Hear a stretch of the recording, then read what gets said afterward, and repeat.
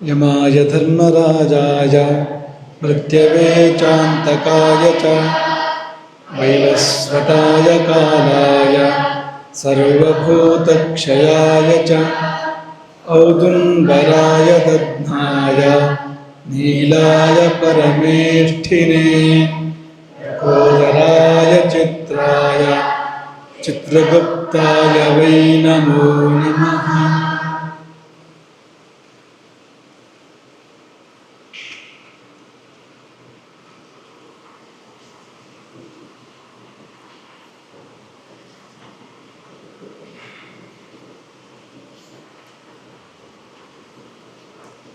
ಲೆಕ್ಕವಿಲ್ಲದಷ್ಟು ಜನ್ಮಗಳಿಂದ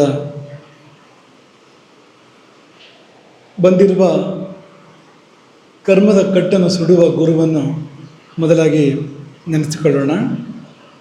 ಕರ್ಮಬಂಧ ವಿದಾಹಿನಿ, ಅನೇಕ ಜನ್ಮ ಸಂಪ್ರಾಪ್ತ ಕರ್ಮಬಂಧ ವಿದಾಹಿನಿ, ವ್ಯೋಮವದ್ವ್ಯಾಪ್ತ ದೇಹಾಯ ದಕ್ಷಿಣಾಮೂರ್ತಯೇ ನಮಃ.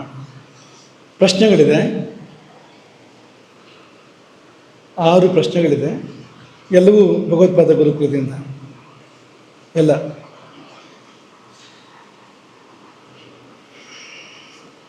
ಸದ್ಯದ ಮಟ್ಟಿಗೆ ಪ್ರಶ್ನೆಗಳ ಗುರುಕುಲ ಭಗವತ್ಪಾದ ಗುರುಕುಲ. ಅಲ್ಲಿಂದಲೇ ಪ್ರಶ್ನೆಗಳು ಬರ್ತಾ ಇದೆ ಮತ್ತೆ ಮತ್ತೆ. ಒಂದು, ಮಗು ಹುಟ್ಟಿದ ಕೂಡಲೇ ಸತ್ತರೆ ಮುಂದೆ ಏನಾಗುತ್ತದೆ ಅಂತ. ಮುಂದಿನ ಜನ್ಮಕ್ಕೆ ಹೋಗೋದು, ಬೇರೆ ಏನೂ ಇಲ್ಲ. ಜ್ಞಾನಿಯಾಗಿ ಹುಟ್ಟಿದರೆ ಮಾತು ಬೇರೆ, ತಲೆ ಮುಂದಾಗಿ ಹುಟ್ಟಿದರೆ, ಒಡೆದೇ ಇದ್ದರೆ, ಗರ್ಭವಾಸದ ಸಮಯದಲ್ಲಿ ಆದ ಭಗವದ್ ದರ್ಶನವನ್ನು ಮರೆ ಮಾಡಿಕೊಳ್ಳದೇ ಇದ್ದರೆ, ಅಂಥ ಮಗು ಹುಟ್ಟಿದರೆ ಅದು ಮೋಕ್ಷಕ್ಕೆ ಹೋಗ್ಬೋದು. ಇಲ್ಲದೇ ಇದ್ದರೆ ಮುಂದಿನ ಜನ್ಮಕ್ಕೆ ಹೋಗುತ್ತೆ. ಮೋಕ್ಷ ಮತ್ತು ಮುಕ್ತಿಯ ನಡುವೆ ವ್ಯತ್ಯಾಸಗಳೇನು? ಏನಿಲ್ಲ. ಅದೇ ಧಾತು, ಅದು ಬೇರೆ ಬೇರೆ ಪ್ರತ್ಯಯಗಳು ಅದೇ ಅರ್ಥದಲ್ಲಿ. ಹಾಗಾಗಿ ಮೋಕ್ಷ ಮುಕ್ತಿ ಒಂದೇ ಅಭಿಪ್ರಾಯ, ಒಂದೇ ಅರ್ಥ.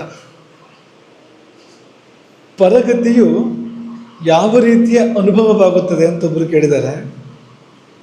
ಪರಗತಿಯ ಅನುಭವ ಯಾವ ರೀತಿ ಇರುತ್ತೆ ಅಂತ ಏನು ಹೇಳೋದು? ಈ ಪ್ರಶ್ನೆಗೆ ಉತ್ತರನ ಹೀಗೆ ಹೇಳ್ಬೋದು.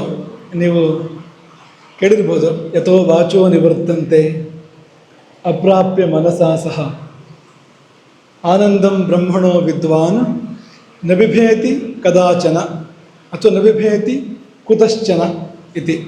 ಕೇಳ್ತಿರಲ್ವ ಈ ಮಂತ್ರಗಳನ್ನು? ಎಲ್ಲಿದು ಇದು? ತೈತ್ರಿಯ ಪರಿಷತ್ತಿನ ಬ್ರಹ್ಮವಲ್ಲಿಯದ್ದು. ಹಾಗಂದ್ರೆ ಏನು ಅಂದರೆ, ಆನಂದಂ ಬ್ರಹ್ಮಣ, ಈ ಪರಗತಿಯ ಅನುಭವ, ಬ್ರಹ್ಮಾನುಭವ, ಪರಮಾತ್ಮ ಸಾಕ್ಷಾತ್ಕಾರ ಆದಾಗ, ಪರಮಾತ್ಮನೊಡನೆ ನಾವು ಒಂದಾಗಿ ಕಲೆತಾಗ ಆಗುವ ಅನುಭವ ಇದೆಯಲ್ಲ, ಅದು ಹೇಗಿದೆ ಅಂತಂದರೆ ಯಥೋ ವಾಚೋ ನಿವರ್ತಂತೆ. ಅದನ್ನು ಮುಟ್ಟಲಾಗದೆ ಮಾತುಗಳು ಹಿಂದಕ್ಕೆ ಬರ್ತವೆ. ಮಾತುಗಳು ಪ್ರಪಂಚವನ್ನೆಲ್ಲ ಮುಟ್ತವೆ ಅಲ್ವಾ? ಎಲ್ಲವನ್ನೂ ಮಾತಿಂದ ವರ್ಣನೆ ಮಾಡ್ಬೋದು. ಆದರೆ ಆ ಅನುಭೂತಿಯನ್ನು ಮುಟ್ಟಲಿಕ್ಕೆ ಮಾತುಗಳಿಗೆ ಆಗೋದಿಲ್ಲ. ಮಾತುಗಳು ಮಾತ್ರವೇನು, ಮನಸ್ಸಿಗೂ ಕೂಡ ಆಗೋದಿಲ್ಲ. ಅಪ್ರಾಪ್ಯ ಮನಸ ಸಹ ಆನಂದಂ ಬ್ರಹ್ಮಣ. ಈ ಬ್ರಹ್ಮನ ಆನಂದ ಹೇಗಿದೆ ಅಂದರೆ, ವಿಷ್ಣು ಮೊಳಗ್ತಾ ಇದೆ ಸ್ವಲ್ಪ. ಬ್ರಹ್ಮನ ಆನಂದ ಅಲ್ಲ, ಹೌದು ಅಲ್ಲ ಅಂದರೆ ಕೂಡ ಮನಸ್ಸಿನೊಡನೆ ಮಾತುಗಳು ಆ ಅನುಭೂತಿಯನ್ನು ಮುಟ್ಟಲಾರದೆ ಹಿಂದಕ್ಕೆ ಬರ್ತವೆ. ಹಾಗಾಗಿ ಆನಂದಂ ಬ್ರಹ್ಮಣೋ ವಿದ್ವಾನ್. ಒಂದು ಬಾರಿ ಅದು ಅನುಭವಕ್ಕೆ ಬಂತು, ಆನಂದ ನಮಗೆ ಪರಿಚಯ ಆಯಿತು ಅಂದರೆ ನಬಿಭೇತಿ, ಅವನು ಭಯಪಡೋದೇ ಇಲ್ಲ. ಆಮೇಲೆ ಕದಾಚನ, ಯಾವಾಗಲೂ ಭಯಪಡೋದಿಲ್ಲ. ಕುತಶ್ಚನ, ಯಾವುದರಿಂದಲೂ ಭಯಪಡೋದಿಲ್ಲ. ನಬಿಭೇತಿ ಕದಾಚನೇತಿ ನಬಿಭೇತಿ ಕುತಶ್ಚನಯತಿ. ಇದು ಅದಕ್ಕೆ ಉತ್ತರ ಆ ಪ್ರಶ್ನೆಗೆ ಅಂತ. ಯಾಕೆಂದರೆ ಯಾವುದನ್ನು ಮನಸ್ಸು ಮುಟ್ಟೋದಿಲ್ವೋ, ಯಾವುದನ್ನು ಮಾತು ಮುಟ್ಟೋದಿಲ್ವೋ, ಅದನ್ನು ಮನಸ್ಸಿಂದ ಭಾವಿಸೋದಾದರೂ ಹೇಗೆ, ಮಾತಿಂದ ಹೇಳೋದಾದರೂ ಕೂಡ ಹೇಗೆ? ಹೇಳೋಕ್ಕಾಗೋದಿಲ್ಲ. ಪ್ರಗತಿ ಅನುಭವ ಹೇಗಿರ್ತದೆ ಅಂದರೆ, ನೀನು ಸಾಧನೆ ಮಾಡು, ಅಲ್ಲಿ ಹೋಗಿ ಮುಟ್ಟು ನೋಡು ಹೇಗಿರ್ತದೆ ಅಂತ. ಅನಿರ್ವಚನೀಯ ಅದು. ನಿರ್ವಚನ ಮಾಡೋಕ್ಕಾಗೋದಿಲ್ಲ, ಹೇಳೋಕ್ಕಾಗೋದಿಲ್ಲ. ಲೌಕಿಕ ಅನುಭವಗಳನ್ನೇ ಹೇಳೋಕ್ಕಾಗೋದಿಲ್ವಂತ. ನೆನಪಿದೆಯಾ? ಸಕ್ಕರೆ ಹೇಗಿದೆ, ಸಿಹಿ ಹೇಗಿದೆ, ಮುಗೀತು, ಮಾತಾಡೋಕ್ಕಾಗೋದಿಲ್ಲ ಅಂತಲ್ಲಿ. ಸಕ್ಕರೆಯೂ ಸಿಹಿ, ಬೆಲ್ಲವೂ ಸಿಹಿ, ಜೇನು ಸಿಹಿ, ಹಣ್ಣು ಹಂಪಲುಗಳು ಸಿಹಿ ಇರ್ತವೆ. ಈ ಸಿಹಿಯ ವ್ಯತ್ಯಾಸ ಏನು ಅಂತ ಹೇಳ್ತೀರಾ ಅಂದ್ರೆ ಏನು ಹೇಳ್ತೀರಿ? ಜೇನಿನ ಸಿಹಿಗೂ ಸಕ್ಕರೆ ಸಿಹಿಗೂ ಏನು ವ್ಯತ್ಯಾಸ ಹೇಳು ಅಂದರೆ ನೆಕ್ಕಿಸ್ಬೇಕು ಅಷ್ಟೇ ಹೊರತು ಹೇಳೋಕ್ಕಾಗೋದಿಲ್ಲ ಅಂತ. ಇದೇ ಹೀಗಿರ್ಬೇಕಾದ್ರೆ ಇನ್ನು ಅದ್ರ ಬಗ್ಗೆ ಏನಪ್ಪ ಮಾತಾಡೋದು ಅಂತ ಮಾತಿಲ್ಲ. ಅಷ್ಟೇ ಉತ್ತರ ಅದಕ್ಕೆ. ನಮಗೆ ಯಾಕೆ ನಮ್ಮ ಹಿಂದಿನ ಜನ್ಮದ ನೆನಪುಗಳು ಬರೋದಿಲ್ಲ ಅಂತ ಮತ್ತೊಂದು ಪ್ರಶ್ನೆ. ಬಂದರೆ ಮುಗೀತು, ಮಾಯೆ ಆಟ ಆಡೋಕ್ಕೆ ಆಗೋದಿಲ್ಲ ಅಂತ.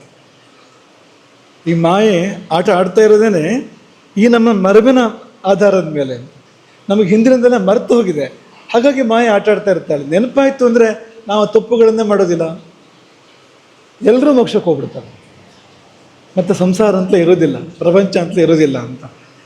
ಹಾಗಾಗಿ ಇದೇನು ಆಟಕ್ಕೂ ಸ್ವಾರಸ್ಯ ಇಲ್ಲ ಅಲ್ವಾ? ಗುಟ್ಟೆಲ್ಲ ಮೊದಲೇ ಗೊತ್ತಾದರೆ ಆಟದ ಸ್ವಾರಸ್ಯ ಆದರೂ ಏನು, ಸಾಧನೆಗೂ ಸ್ವಾರಸ್ಯ ಏನೂ ಇಲ್ಲ ಅಂತ. ಹಾಗಾಗಿ ಮಾಯೆ ಅದನ್ನು ಮರೆಸುತ್ತೆ. ಮಾಯೆ ತನ್ನ ಆಟ ಆಡಬೇಕು ಅಂದರೆ, ಸಂಸಾರವನ್ನು ನಡೆಸಬೇಕು ಅಂದರೆ ನಮಗಿದು ಮರೆತು ಹೋಗಬೇಕು. ಪೂರ್ವ ಜನ್ಮದ ಹಾಗಿರಲಿ, ನಮ್ಮ ಬಾಲ್ಯ ನಮಗೆ ನೆನಪಿಲ್ಲ ಅಂತ.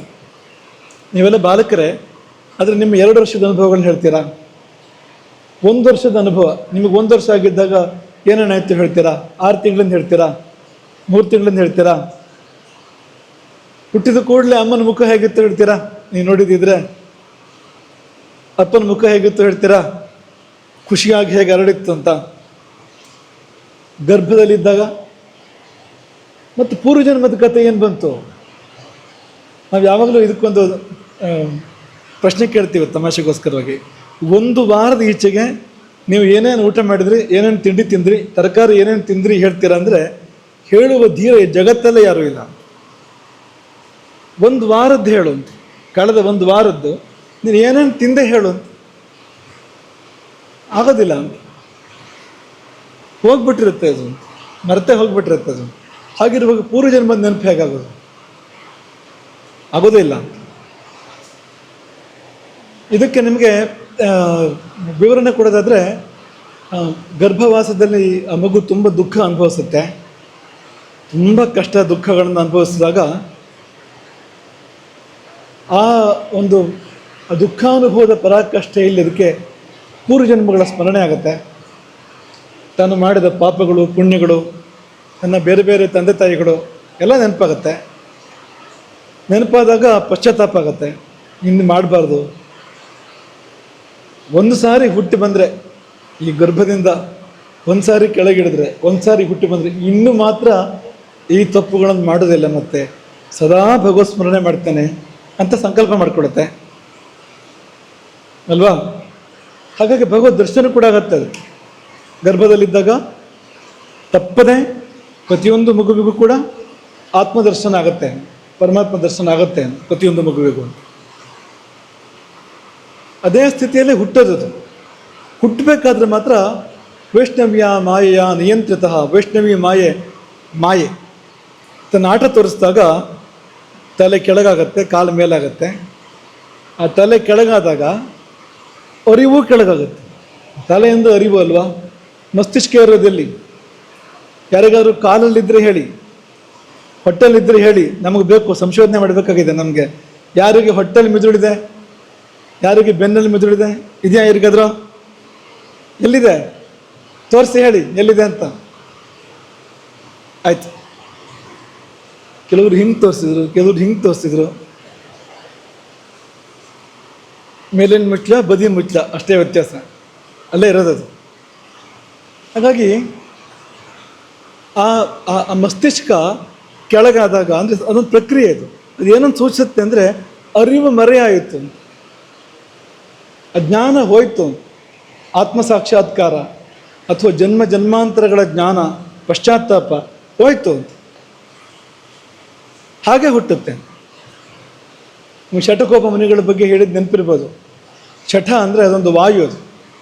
ಆ ವಾಯುವೇ ಆ ಸಮಯದಲ್ಲಿ ಪ್ರಸವ ವಾಯು ಅದು. ಪ್ರಸವದ ಸಮಯದಲ್ಲಿ ತಲೆ ಕೆಳಗೆ ಕಾಲ ಮೇಲೆ ಮಾಡೋದು, ಶಿಶುವನ್ನು ತಿರುಗಿಸೋದು ಯಾವುದು ಅಂದರೆ ಆ ವಾಯು ಅಂತ. ಈ ಶಠಕೋಪ ಮುನಿಗಳು ಗರ್ಭದಲ್ಲಿದ್ದಾಗ ಆ ವಾಯು ಬಂತಂತೆ ತಲೆ ಕೆಳಗೆ ಮಾಡಬೇಕು ಅಂತ. ಶಠದ ನಿಂತ್ರಂತವ್ರು ಇಲ್ಲ ಅಂತ. ಹಾಗಾಗಿ ಶಠಕೋಪ ಅಂತ ಹೆಸರು ಅಂತ. ಆ ವಾಯು ಮೇಲೆ ಕೋಪ ಮಾಡಿಕೊಂಡು ಶಠದ ನಿಂತಿದ್ದರಿಂದ ಅವರನ್ನು ತಲೆ ಕೆಳಗೆ ಮಾಡೋಕ್ಕೆ ಆ ವಾಯುವಿಗೆ ಆಗದೇ ಇದ್ದಿದ್ದರಿಂದ, ವೈಷ್ಣವಿ ಮಾಯ ಕೆಲಸ ಮಾಡದೇ ಇದ್ದಿದ್ದರಿಂದ ಅವರು ಜ್ಞಾನಿಗಳಾಗೇ ಹುಟ್ಟಿದರು. ನೀವು ಮುಂದಿನ ಸಾರಿ ಪ್ರಯತ್ನ ಮಾಡ್ಬೋದು, ಈ ಸತ್ಯ ಆಗೋದಿಲ್ಲ, ಆಗೋಯ್ತು ಇದೀಗ. ಮುಂದಿನ ಸಾರಿ ಅಲ್ವಾ, ನಮಗೆ ಒಂದು ಇದು ನೆನಪಾಗತ್ತೆ. ಮುಲ್ಕಿ ಹತ್ರ ರಾಷ್ಟ್ರೀಯ ಹೆದ್ದಾರಿಯಲ್ಲಿ ಒಂದು ಫಲಕ ಇತ್ತು ಬದಿಯಲ್ಲಿ. ಆ ಫಲಕ ತಲೆ ಕೆಳಗಾಗಿತ್ತು.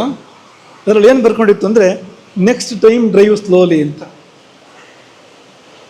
ಮುಂದಿನ ಸಾರಿ ನಿಧಾನ ಓಡಿಸು ಅಂತ ತಲೆ ಕೆಳಗೆ ಬರ್ಕೊಂಡಿತ್ತು. ತಲೆ ಕೆಳಗಾಗಿ ಯಾಕಿದೆ ಅಂದರೆ ಅದು ಬಿದ್ದ ಮೇಲೆ ಕಾಣುವಂಥ ಫಲಕ ಅದು ಅಂತ. ವಾಹನ ಪಲ್ಟಿ ಆದಮೇಲೆ ನಾವು ತಲೆ ಕೆಳಗಾಗಿ ಬಿದ್ದ ಮೇಲೆ, ಅಥವಾ ವಾಹನ ಪಲ್ಟಿ ಆದಾಗ ನಾವು ತಲೆ ಕೆಳಗಾಗಿರ್ತೇವಲ್ಲ ಅದರಲ್ಲಿ, ಆವಾಗ ಸರಿಯಾಗಿ ಕಾಣಿಸುತ್ತೆ ಅದು ಅಂತ. ಏನು, ಮುಂದಿನ ಸಾರಿ ಸರಿಯಾಗಿ ಓಡಿಸು ಅಂತ. ಉಳಿದವ್ರಿಗೆ ಕಾಣೋದಿಲ್ವಲ್ಲ ಅಂದರೆ ಅವ್ರಿಗೆ ಬೇಕಾಗಿಲ್ಲ ಅಂತ. ಈ ಪಲ್ಟಿ ಆದವರಿಗೆ ಬೇಕಾಗೋದು ಅಂತ. ಹಾಗೆ ಅಂತ ಆ ಪಲ್ಟಿ ಆಗೋಕ್ಕೆ ತಲೆ ಕೆಳಗೆ ಆಗೋದಕ್ಕೆ ಬಿಡಬಾರ್ದು ಅಂತ. ಈಗ ನಮ್ಮ ನೆಕ್ಸ್ಟ್ ಟೈಮ್ ಡ್ರೈವರ್ ಸ್ಲೋಲಿನೇ ಆಗುತ್ತೆ. ಯಾಕೆಂದರೆ ಈಗ ಹುಟ್ಟಿ ಆಗೋಗಿದೆ, ಈಗ ಬೇರೆ ದಾರಿನೇ ಇಲ್ಲ. ಮುಂದಿನ ಸಾರಿ ಹುಟ್ಟದೇ ಇರೋಕ್ಕೆ ಪ್ರಯತ್ನ ಮಾಡಬೇಕು, ಇದೇ ಕೊನೆ ಆಗಬೇಕು. ಹುಟ್ಟಿಸಬೇಡ ಇನ್ನು ನೀನು, ಹುಟ್ಟಿಸಿದ್ದಕ್ಕೆ ಪಾಲಿಸಯ್ಯ. ನೆನಪಿದೆಯಾ? ಯಾರಿದು ಸಾಲು? ಕನಕದಾಸರು. ಅದೇ ಈಶ ನಿನ್ನ ಚರಣ ಭಜನೆ ಆಶೆಯಿಂದ ಮಾಡುವೆ. ಅದೇ ಅದರಲ್ಲೇ ಮುಂದಕ್ಕಿದೆ ಇದು. ಹುಟ್ಟಿಸಬೇಡ ಇನ್ನು ನೀನು, ಹುಟ್ಟಿಸಿದ್ದಕ್ಕೆ ಪಾಲಿಸಯ್ಯ. ಇಷ್ಟು ಮಾತ್ರ ಬೇಡಿಕೊಂಬೆ ಶ್ರೀಕೃಷ್ಣನೇ. ಪ್ರಾಸ ಬರಬೇಕಲ್ಲ. ಹಾಗಾಗಿ ಮತ್ತೆ ಹುಟ್ಟದೇ ಪ್ರಯತ್ನ ಮಾಡಿ. ಹುಟ್ಟೋದಾದರೆ ಶಠಕೋಪರಾಗಿ ಶಠ ನಿಲ್ಲಬೇಕು ಗರ್ಭದಲ್ಲಿ. ಆ ಶಠ ಅನ್ನೋ ವಾಯು ಬಂದಾಗ ಇಲ್ಲ ಹೋಗು, ಹಿಂಗೆ ಇರೋದನ್ನ ಅವಾಗತ್ತೆ.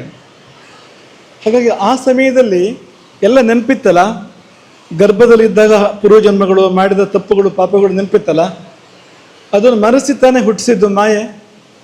ಯಾಕೆ? ಅದು ತನ್ನ ಆಟ ಆಡಬೇಕು. ಅದಕ್ಕೊಂದು ಪಾತ್ರ ಇದೆ ಸೃಷ್ಟಿಯಲ್ಲಿ, ತನ್ನ ಪಾತ್ರ ನಿರ್ವಾಹ ಮಾಡಬೇಕು. ಅದು ಬೇರೆ ದಾರಿ ಇಲ್ಲ. ನಮಗೆ ಮಸುಕು ಕೈವಿಬೇಕು, ನಮಗೆ ಮರೆ ಆಗಬೇಕು ನಮಗೆ ಅಂತ. ಆಗಲೇ ತನ್ನ ಆಟ ಆಡೋಕ್ಕಾಗೋದು ಅಂತ. ಹಾಗಾಗಿ ನಮಗೆ ಹಳೆ ನೆನಪುಗಳಿಲ್ಲ ಅಂತ. ಕೇಳ್ತಾ ಇದೆಯಾ ಎಲ್ರಿಗೂ? ಮಳೆ ಸದ್ದು ಹಿಂದೆ ಕೇಳ್ತಾ ಇಲ್ಲ ಅಂತ ಹೇಳ್ತಾ ಇದ್ರು. ಆದಷ್ಟು ಕೇಳದಿದ್ದವ್ರಿಗೆ ಒಂದು ಒಳ್ಳೆ ಸಲಹೆ, ಒಳ್ಳೆ ನಾವು ಇದು ಕೇಳ್ತಾ ಇರೋದಿಲ್ಲ ಅವರಿಗೆ ಪಾಪ. ನೀವು ಕೇಳಿದವ್ರು ಹೇಳಿ ಮುಂದ್ಗಡೆ ಬಂದು ಕೂತ್ಕೊಳ್ಳಿ. ಕೇಳದೇ ಇದ್ದವರು ಮುಂದ್ಗಡೆ ಬಂದು ಕೂತ್ಕೊಳ್ಳಿ, ಈ ಕಡೆ ಬಂದು ಕೂತ್ಕೊಳ್ಳಿ. ಕೊನೆ ಪ್ರಶ್ನೆ, ಕೊನೆಯದಲ್ಲ, ಕೊನೆಯದಕ್ಕಿಂತ ಹಿಂದಿಂದು. ಎಲ್ಲ ಕರ್ಮಗಳನ್ನು ಬ್ರಹ್ಮನಲ್ಲಿ ಅಂದರೆ ಪರಮಾತ್ಮನಲ್ಲಿ ಸಮರ್ಪಣೆ ಮಾಡಿದರೆ ಮುಕ್ತಿ ದೊರಕುತ್ತದೆ. ಹಾಗೆಂದು ಯಾರಿಗಾಗೋ ಯಾವುದೋ ಕಾರಣಕ್ಕೋ ಮಾಡುವ ಕರ್ಮವನ್ನು, ಎಂದರೆ ನಮಗಾಗಿ ಮಾಡದ ಕರ್ಮವನ್ನು ದೇವರಿಗೆ ಸಮರ್ಪಿಸುವುದು ಹೇಗೆ? ನಮ್ಮದಲ್ಲದ್ದನ್ನು ಸಮರ್ಪಿಸಬಹುದೇ ಅನ್ನುವ ಒಂದು ವಿಚಿತ್ರ ಪ್ರಶ್ನೆ.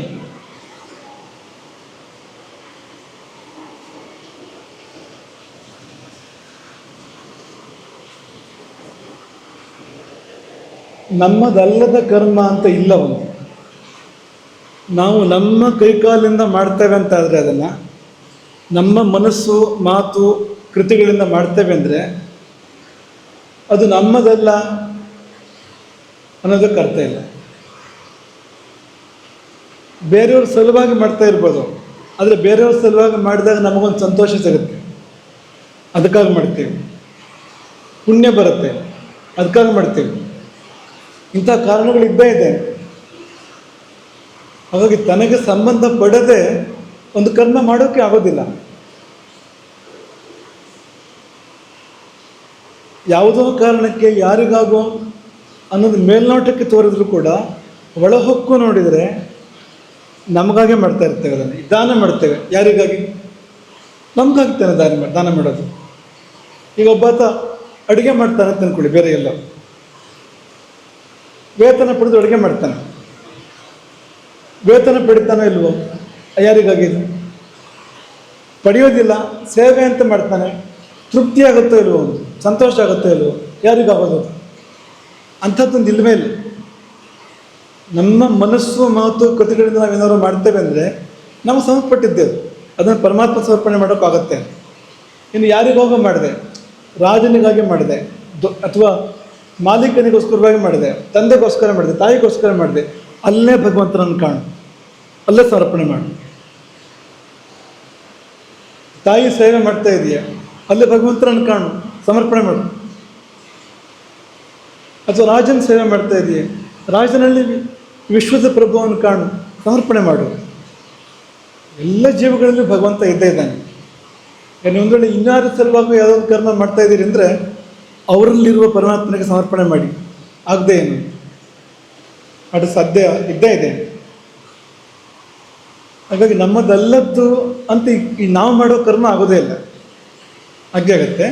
ಅದು ನಮ್ಮದಲ್ಲ ಹೋಗೋದು ಯಾವಾಗ ಅಂದರೆ ಪರಮಾತ್ಮನಿಗೆ ಸಮರ್ಪಣೆ ಮಾಡಿದಾಗ ಮಮ ಆಗುತ್ತೆ. ಅಲ್ಲಿ ತನಕ ಆಗೋದಿಲ್ಲ ಅದು. ಕೊನೆಯದು ಹಸು ಜನ್ಮ ಶ್ರೇಷ್ಠವೋ ಮಾನವ ಜನ್ಮ ಶ್ರೇಷ್ಠವೋ? ಪುಣ್ಯ ಯಾವುದಕ್ಕೆ ಜಾಸ್ತಿ ಬೇಕು? ಮನುಷ್ಯವಾಗಿ ಹುಟ್ಟೋಕ್ಕೆ ಪುಣ್ಯ ಜಾಸ್ತಿ ಬೇಕಾ, ಹಸುವಾಗಿ ಹುಟ್ಟೋಕ್ಕೆ ಪುಣ್ಯ ಜಾಸ್ತಿ ಬೇಕಾ? ಹಸು ಪೂಜನೀಯ ಅಲ್ವಾ, ದೇವರ ಸಮಾನ ಅಲ್ವಾ ಅಂತ ಯಾರು ಭಾರಿ ಬುದ್ಧಿವಂತರಿದ್ದಾರೆ. ಒಬ್ಬರಿಗಿಂತ ಒಬ್ಬರು ಪ್ರಚಂಡರು. ಹಾಗಾಗಿ ಇಂತಿಂಥ ಪ್ರಶ್ನೆಗಳು ಬರ್ತಾ ಇದೆ. ಹೆಚ್ಚು ಪುಣ್ಯ ಬೇಕಾಗುವಂಥದ್ದು ಮಾನವ ಜನ್ಮಕ್ಕೆ, ಸಂಶಯ ಬೇಡ. ಹಸು ಪೂಜ್ಯ, ಹಸುವಿಂದ ನಮಗೆಲ್ಲ ಒಳ್ಳೆಯದಾಗತ್ತೆ, ಪ್ರಶ್ನೆ ಏನೂ ಇಲ್ಲ. ಆದರೆ ಮುಕ್ತಿ ದೊರಕುವುದು ಮಾನವ ಜನ್ಮದಲ್ಲಿ. ಸಾಧನೆ ಮಾಡೋಕ್ಕೆ ಸಾಧ್ಯ ಆಗುವಂಥದ್ದು ಮಾನವ ಜನ್ಮದಲ್ಲಿ ಮಾತ್ರ. ಈ ಪದ್ಮಾಸನ ಹಾಕ್ಕೊಂಡು ಕೂತ್ಕೊಂಡು ಹಸುವಿಗೆ ಕೂತ್ಕೊಳ್ಳೋಕ್ಕಾಗತ್ತಾ? ಅಲ್ವಾ? ಕಲ್ಪನೆ ಮಾಡ್ಕೊಳ್ಳಿ, ಪದ್ಮಾಸನ ಹಾಕ್ಕೊಂಡು ಕೂತ್ಕೊಂಡ್ರೆ ಹೆಂಗೆ ಕೂತ್ಕೊಳ್ಳೋದು ಹಸು? ಒಂದು ಚಿತ್ರ ಬರೀತೀರಾ? ಪದ್ಮಾಸನ ಅಂದರೆ ಕೂತ್ಕೊಂಡಿರೋ ಹಸು ಅಂತ ಬರೆಯೋಕ್ಕಾಗತ್ತಾ?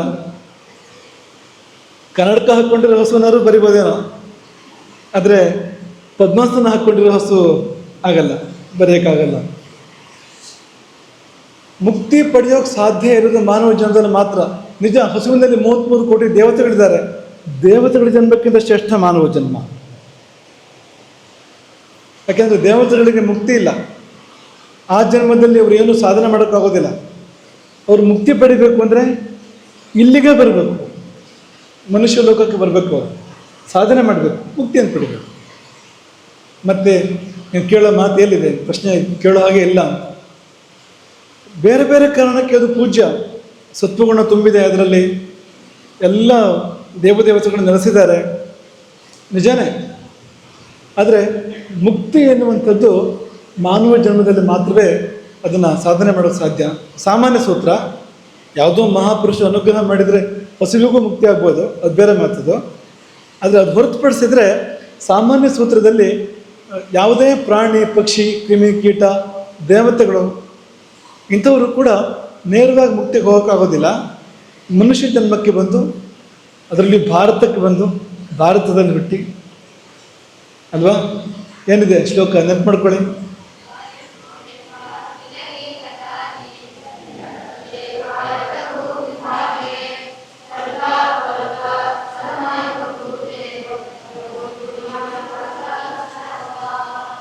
ಭವಂತಿ ಭೂಯಃ ಪುರುಷಾಃ ಸುರತ್ವಾತ್ ಅಂತ. ಸುರತ್ವವನ್ನು ಬಿಟ್ಟು, ದೇವತ್ವವನ್ನು ಬಿಟ್ಟು ಇಲ್ಲಿ ಪುರುಷರಾಗಿ ಹುಟ್ಟಬೇಕು. ಭಾರತ ಭೂಮಿಯಲ್ಲಿ ಬಂದು ಜನ್ಮ ತಾಳಬೇಕು. ಪುರುಷರಾಗಿ ಆಗಲಿ, ಸ್ತ್ರೀಯಾಗಿ ಆಗಲಿ ಇಲ್ಲಿ ಬಂದು ಜನ್ಮ ತಾಳಬೇಕು. ಯಾಕೆಂದರೆ ಸ್ವರ್ಗಾಪವರ್ಗಾಸ್ಪದ ಮಾರ್ಗಭೂತೆ, ಸ್ವರ್ಗಕ್ಕೂ ಅಪವರ್ಗಕ್ಕೂ ಮಾರ್ಗ ಇರೋದು ಭೂಮಿಯಲ್ಲಿ. ಅದರಲ್ಲಿ ಕೂಡ ಅದು ಪುರುಷ ಅಂದರೆ ಅದೇ ಅರ್ಥದಲ್ಲಿರುವಂಥದ್ದು. ಪ್ರಾಣಿ ಪಕ್ಷಿ ಕ್ರಿಮಿಕೀಟಗಳ ಜನ್ಮದಲ್ಲ, ಮನುಷ್ಯ ಜನ್ಮದಲ್ಲಿ. ಹಾಗಾಗಿ ಮಹತಾ ಪುಣ್ಯಪುಣ್ಯೇನ ಕ್ರೀತೇಯಂ ಕಾಯನೌಸ್ತ್ರಯ ಶಂಕರಾಚಾರ್ಯರು ಹೇಳಿದ್ದು.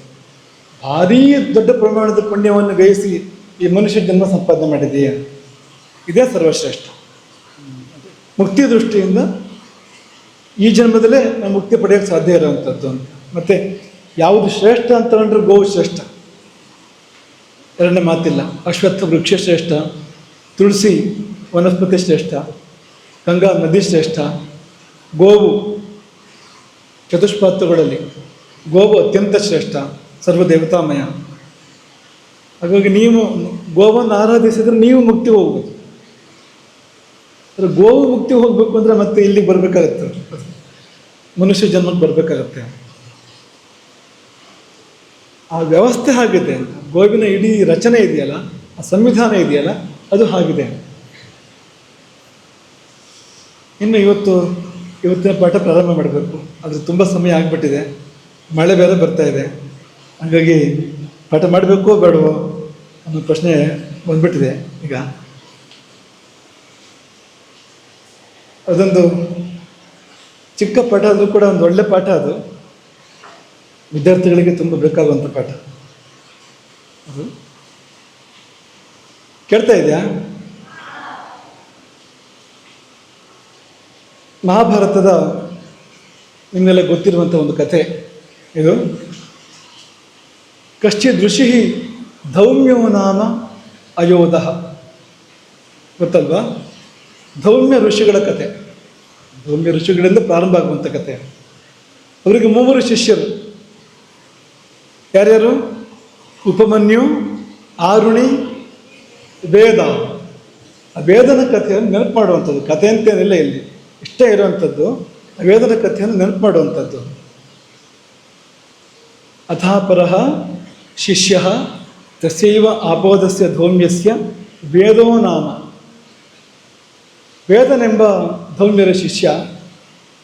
ಆ ಧೌಮ್ಯರು ವೇದನಿಗೆ ಆದೇಶ ಮಾಡಿದರು. ತಮ್ಮ ಉಪಾಧ್ಯಾಯ ಸಮಾಧಿದೇಶ, ತುಂಬ ಸರಳವಾದ ಸಂಸ್ಕೃತದಲ್ಲಿದೆ. ತಮ್ಮ ಉಪಾಧ್ಯಾಯ ಸಮಾಧಿದೇಶ, ಉಪಾಧ್ಯಾಯರು ವೇದನಿಗೆ ಒಂದು ಆದೇಶವನ್ನು ಕೊಟ್ಟರು. ವತ್ಸ ವೇದ ಇಹ ಆಸ್ಯತಾಂ ತಾವತ್, ಇಲ್ಲೇ ಉಳ್ಕೋ ನೀನು. ಮಮ ಗೃಹೆ, ಎಲ್ಲಿ ಅಂದರೆ ನನ್ನ ಮನೇಲಿ. ಎಲ್ಲಿವರೆಗೆ ಅಂದರೆ ಕಂಚಿತ್ ಕಾಲಂ. ಇನ್ನೊಂದ್ಸರಿ ಹೇಳ್ತೀವಿ. ವತ್ಸ ವೇದ ಇಹ ಆಸ್ಯತಾಂ ತಾವತ್ ಮಮ ಗೃಹೆ ಕಂಚಿತ್ ಕಾಲಂ, ಒಂದು ಸ್ವಲ್ಪ ಕಾಲ ನಮ್ಮ ಮನೇಲಿರು. ಶುಶ್ರೂಷಣಾ ಭವಿತವ್ಯಂ, ಶುಶ್ರೂಷೆ ಮಾಡು. ಏನು ಶುಶ್ರೂಷೆ ಅಂದರೆ? ಶಬ್ದಕ್ಕರ್ಥ ಕೇಳುವ ಇಚ್ಛೆ. ಶ್ರೋತುಂ ಇಚ್ಛಾ ಶುಶ್ರೂಷ, ಪಾತುಂ ಇಚ್ಛಾ ಪಿಪಾಸ, ಕುಡಿಯುವ ಬಯಕೆ ಪಿಪಾಸ ಅಲ್ವಾ? ಜ್ಞಾತುಂ ಇಚ್ಛಾ ಜಿಜ್ಞಾಸ, ತಿಳಿಯುವ ಬಯಕೆ ಜಿಜ್ಞಾಸೆ. ಹಾಗೆ ಶ್ರೋತುಂ ಇಚ್ಛಾ ಶುಶ್ರೂಷ, ಕೇಳುವ ಬಯಕೆಗೆ ಶುಶ್ರೂಷೆ ಅನ್ನೋ ಹೆಸರು. ಶಬ್ದಕ್ಕರ್ಥ ಇರೋದು ಹಾಗೆ. ಅದು ಸೇವೆ ಅನ್ನೋದಕ್ಕೆ ಆಗೋಯ್ತು ಅಂದರೆ, ಕೇಳಲಿಕ್ಕಿರುವ ಮಾರ್ಗ ಯಾವುದು ಅಂದರೆ ಸೇವೆ ಒಂದೇ.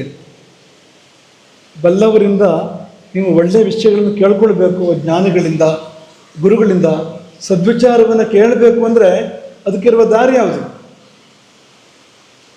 ತದ್ವಿಧಿ ಪ್ರಣಿಪಾತೇನ ಪರಿಪ್ರಶ್ನೇನ ಸೇವೆಯ ಅಂತ ಕೃಷ್ಣ ಹೇಳಿದ್ದು. ಪ್ರಣಿಪಾತ ಅಂದರೆ ನಮಸ್ಕಾರ, ದೀರ್ಘದಂಡ ನಮಸ್ಕಾರ, ಬಿದ್ದುಬಿಡೋದು. ಪರಿಪ್ರಶ್ನ, ನಾನಾ ವಿಧವಾದ ಪ್ರಶ್ನೆಗಳು.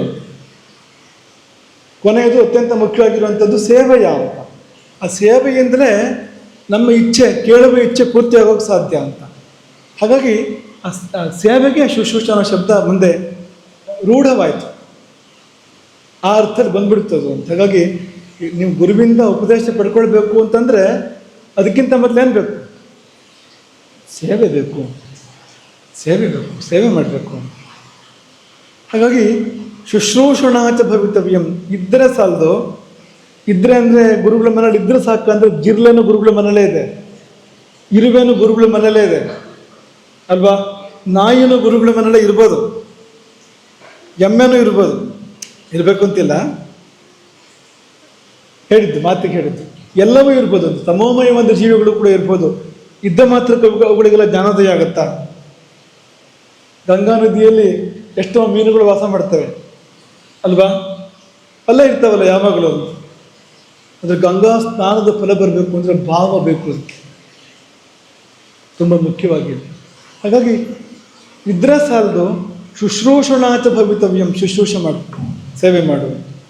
ಏನಾಗುತ್ತೆ ಮಾಡಿದರೆ ಅಂದರೆ ಒಂದೇ ಶಬ್ದದಲ್ಲಿ ಹೇಳಿದ್ರು, ಶ್ರೇಯಸ್ತೆ ಭವಿಷ್ಯತಿ, ಶ್ರೇಯಸ್ಸಾಗ್ತದೆ ನಿನಗೆ.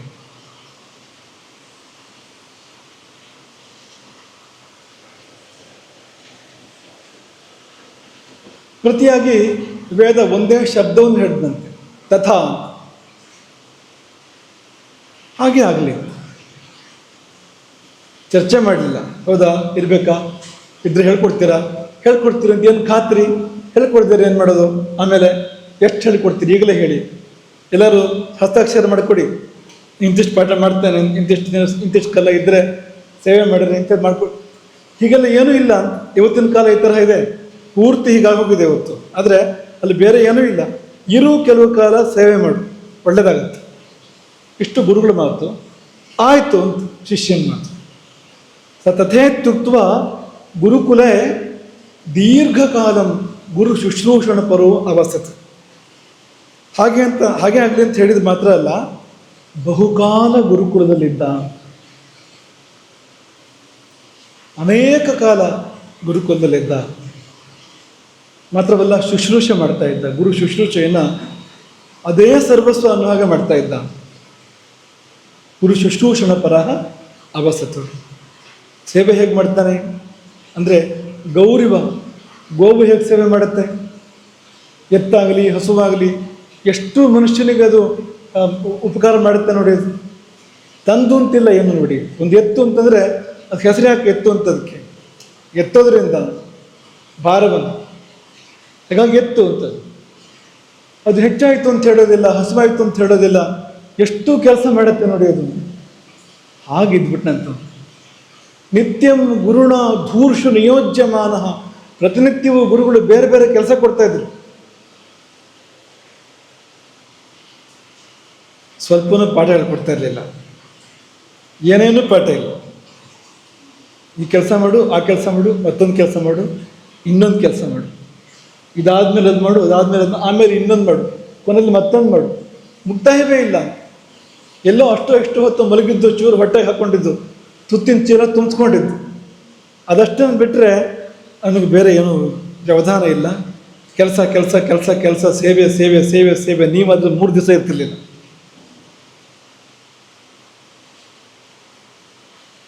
ಯಾಕೆಂದರೆ ಕಾಲವೇ ಹಾಗೊಂಡ್ಬಿಟ್ಟಿದೆ ಇವತ್ತು.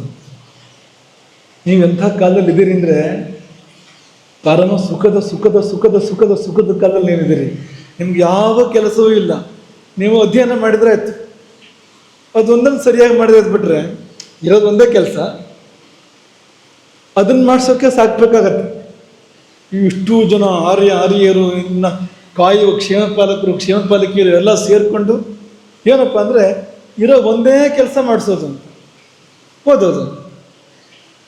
ಒಂದು ಸೈನ್ಯವೇ ಇದೆ, ಇದನ್ನು ಓದಿಸೋಕ್ಕೆ ಒಂದು ಸೈನ್ಯವಿದೆ ಇಲ್ಲಿ. ಇಷ್ಟೆಲ್ಲ ವ್ಯವಸ್ಥೆಗಳು. ಆದರೆ ಈ ವೇದನ ಕಥೆ ನೋಡಿ, ಅವನಿಗೇನು ಪ್ರತ್ಯೇಕ ಕೊಠಡಿ ಇಲ್ಲ, ಏನು ಪ್ರತ್ಯೇಕ ವ್ಯವಸ್ಥೆ ಇಲ್ಲ. ಏನು ನಿಮಗೆಲ್ಲ ಇದ್ದಾಗೆ ಏನೇನಿಲ್ಲ. ಆ ಮನೇಲಿ ಒಂದು ಎತ್ತಿದ್ದಾಗೆ ಅವನಿದ್ದ, ಸೇವೆ ಮಾಡ್ತಾ ಇದ್ದ ನಿರಂತರವಾಗಿ. ಶೀತ ಉಷ್ಣ ಕ್ಷುತು ತೃಷ್ಣ ದುಃಖ ಸಹ ಲೆಕ್ಕಿಸಲಿಲ್ಲ. ಯಾವುದನ್ನ ಚಳಿ ಆಯಿತು ಅಂತ ಇಲ್ಲ, ಸೆಕೆ ಆಯಿತು ಅಂತ ಇಲ್ಲ, ಹಸಿವಾಯಿತು ಅಂತ ಇಲ್ಲ, ಬಾಯಾರಿಕೆ ಆಯಿತು ಅಂತ ಇಲ್ಲ, ದುಃಖ ಹೇಳೋ ಮಾತೇ ಇಲ್ಲ ಅಂತ. ಆದರೆ ಆಯಿತು ಅಷ್ಟೇ ಹೊರತು ಅದೆಲ್ಲವನ್ನು ಸಹಿಸಿ ಸಹಿಸಿ ಸಹಿಸಿ ಸೇವೆ ಮಾಡ್ತಾನೆ. ಶೀತೋಷ್ಣ ಕ್ಷುತೃಷ್ಣ ದುಃಖ ಸಹ. ನಿಮ್ಗೇನಾದ್ರು ಇದೆಯಾ ಇದು? ಹಾಂ, ಬಿಸಿನೀರು ಬೇಕಾದ್ರೆ ಬಿಸಿನೀರು, ತಣ್ಣೀರು ಬೇಕಾದ್ರೆ ತಣ್ಣೀರು. ನೀವೇನು ಅಡುಗೆ ಮಾಡ್ತೀರಾ? ಅಡುಗೆ ಮಾಡೋದಿಲ್ಲ ಇನ್ನು. ನೋಡಿ ಕಾಲ ಹೇಗಿತ್ತು ಅಂತ ಆಗ. ತುಂಬ ಕಷ್ಟದ ಕಾಲ ಅಂತ ಅಂದ್ಕೋಬೇಡಿ, ಒಳ್ಳೆ ಕಾಲ ಅದು. ಇದೇ ಕಷ್ಟದ ಕಾಲ. ಯಾಕೆ ಅಂತ ಮುಂದಕ್ಕೆ ಹೋದಾಗ ಗೊತ್ತಾಗುತ್ತೆ ನಮಗೆ. ಇಷ್ಟಾಗಿ ಅವನು ಹೇಗಿದ್ದಂತಂದರೆ ಸರ್ವತ್ರ ಅಪ್ರತಿಕೂಲ. ಅವನು ಇರುವಷ್ಟೂ ಕಾಲವು ಒಂದು ಕ್ಷಣವಾದರೂ ಕೂಡ ಗುರುವಿಗೆ ಗುರುಕುಲಕ್ಕೆ ಪ್ರತಿಕೂಲವಾಗಿರಲಿಲ್ಲ. ಸರ್ವತ್ರ ಅಪ್ರತಿಕೂಲ, ಒಂದು ಮಾತಿಲ್ಲ ಅಥವಾ ಒಂದು ಮುಖಭಾವ ಇಲ್ಲ. ಅವನು ತನಗೆ ಕಷ್ಟ ಆಯಿತು ಅನ್ನೋ ಥರದ ಒಂದು ಪ್ರತಿಕ್ರಿಯೆ ಇಲ್ಲ, ಅಥವಾ ಗುರುಗಳಿಗೆಲ್ಲ ಒಂದು ತೊಂದರೆ ಆಯಿತು ಅನ್ನೋ ಥರದ ಒಂದು ಸಂದರ್ಭ ಇಲ್ಲ. ಯಾವುದೋ ಒಂದು ಕೊರತೆ ಆಯಿತು, ಏನೋ ಒಂದು ಇವನು ಮಾಡೋ ಕೆಲಸ ಲೋಪ ಆಯಿತು, ಇಲ್ವೇ ಇಲ್ಲ. ಸರ್ವತ್ರ ಅಪ್ರತಿಕೂಲ, ತನ್ನ ಕಡೆಯಿಂದ ಯಾವಾಗಲೂ ತೊಂದರೆ ಆಗದೆ ಇರುವಂತೆ ಬಹುಕಾಲ ಇದ್ದುಬಿಟ್ಟ. ಒಂದು ಪಾಠವೂ ಆಗಲಿಲ್ಲ, ಒಂದೇ ಒಂದು ಪಾಠವೂ ಆಗಲಿಲ್ಲ. ಇಷ್ಟು ಅವಧಿಯಲ್ಲಿ ಗುರುಗಳು ಕೂರಿಸ್ಕೊಂಡು ಒಂದು ಪಾಠ ಹೇಳಲಿಲ್ಲ, ಕೆಲಸ ಹೇಳಿದ ಮಾತ್ರ.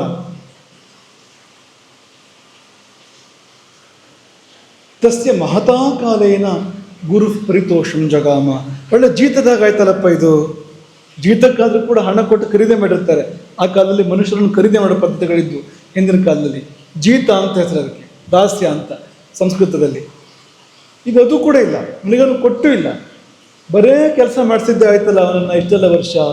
ಮುಂದೇನಾಯಿತು ಅಂದರೆ ಮಹತಾ ಕಾಲೇನ, ಹೀಗೆ ಬಹುಕಾಲ ಕಳೆದಿರಲಾಗಿ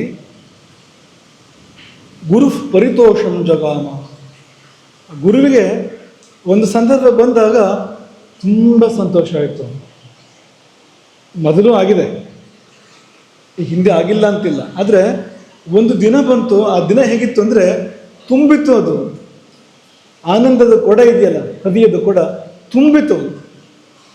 ತುಂಬಿದಾಗ ಏನಾಗುತ್ತೆ? ಕೊಡ ತುಂಬಿದ ಕೂಡ ಏನಾಗುತ್ತೆ? ಮುಂದಿನ ಕ್ಷಣ ಏನಾಗುತ್ತೆ ಹೇಳಿ? ತುಡುಕತ್ತೆ, ಅದು ಚೆಲ್ಲುತ್ತೆ. ಅದಾಯಿತು. ತುಂಬಿದ ಕೊಡ ತುಳುಕಿತು. ಗುರುವಿನ ಆನಂದ, ಗುರುವಿನ ತೃಪ್ತಿ, ಸಂತೋಷ ಹೊರಹೊಮ್ಮಿತು. ಗುರು ಏನೂ ಹೇಳಿಲ್ಲಂತೆ ವೇದನಿಗೆ, ಬಾಯಿಂದ ಏನೂ ಹೇಳಿಲ್ವಂತೆ. ನೋಡಿ ತುಂಬ ಸಂತೋಷಪಟ್ಟರು ಅಂತಷ್ಟೇ.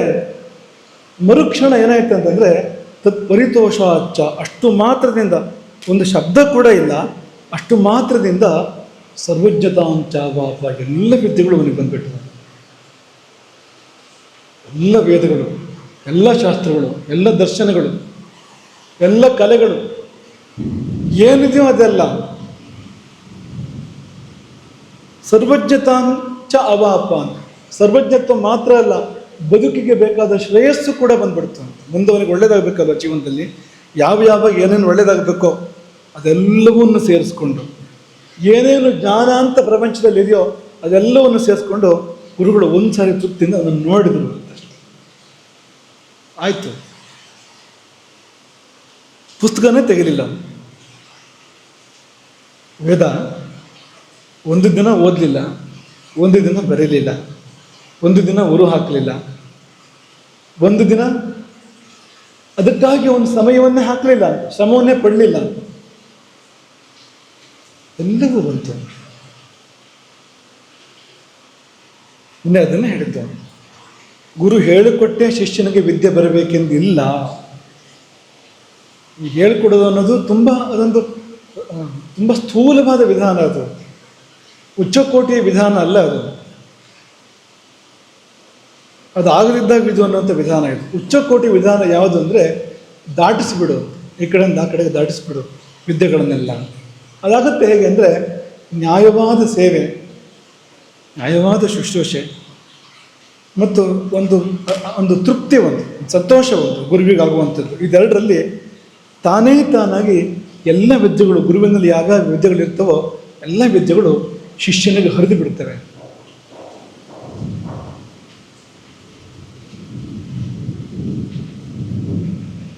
ನಮಗೊಂದು ಸುಮ್ಮನೆ ನಾವು ಹೇಳಿದ್ರೆ ನಿಮ್ಗೆ ನಂಬಿಕೆ ಬರುತ್ತೋ ಇಲ್ವಾ ಅಂತ ಹೇಳಿದರೆ, ವಿಷಯ ಮಹಾಭಾರತದ್ದು. ಉಪನಿಷತ್ತಿನ ಒಂದು ಮಾತನ್ನು ನಿಮಗೆ ಈ ಸಮಯದಲ್ಲಿ ನೆನಪು ಮಾಡ್ತೇವೆ. ಯಸ್ಯ ದೇವೇ ಪರಾಭಕ್ತಿ ಯಥಾ ದೇವೇ ತಥಾ ಗುರೌ ತಸ್ಯೇತೆ ಕಥಿತಾ ಹ್ಯರ್ಥಾ ಪ್ರಕಾಶಂತೆ ಮಹಾತ್ಮನಃ.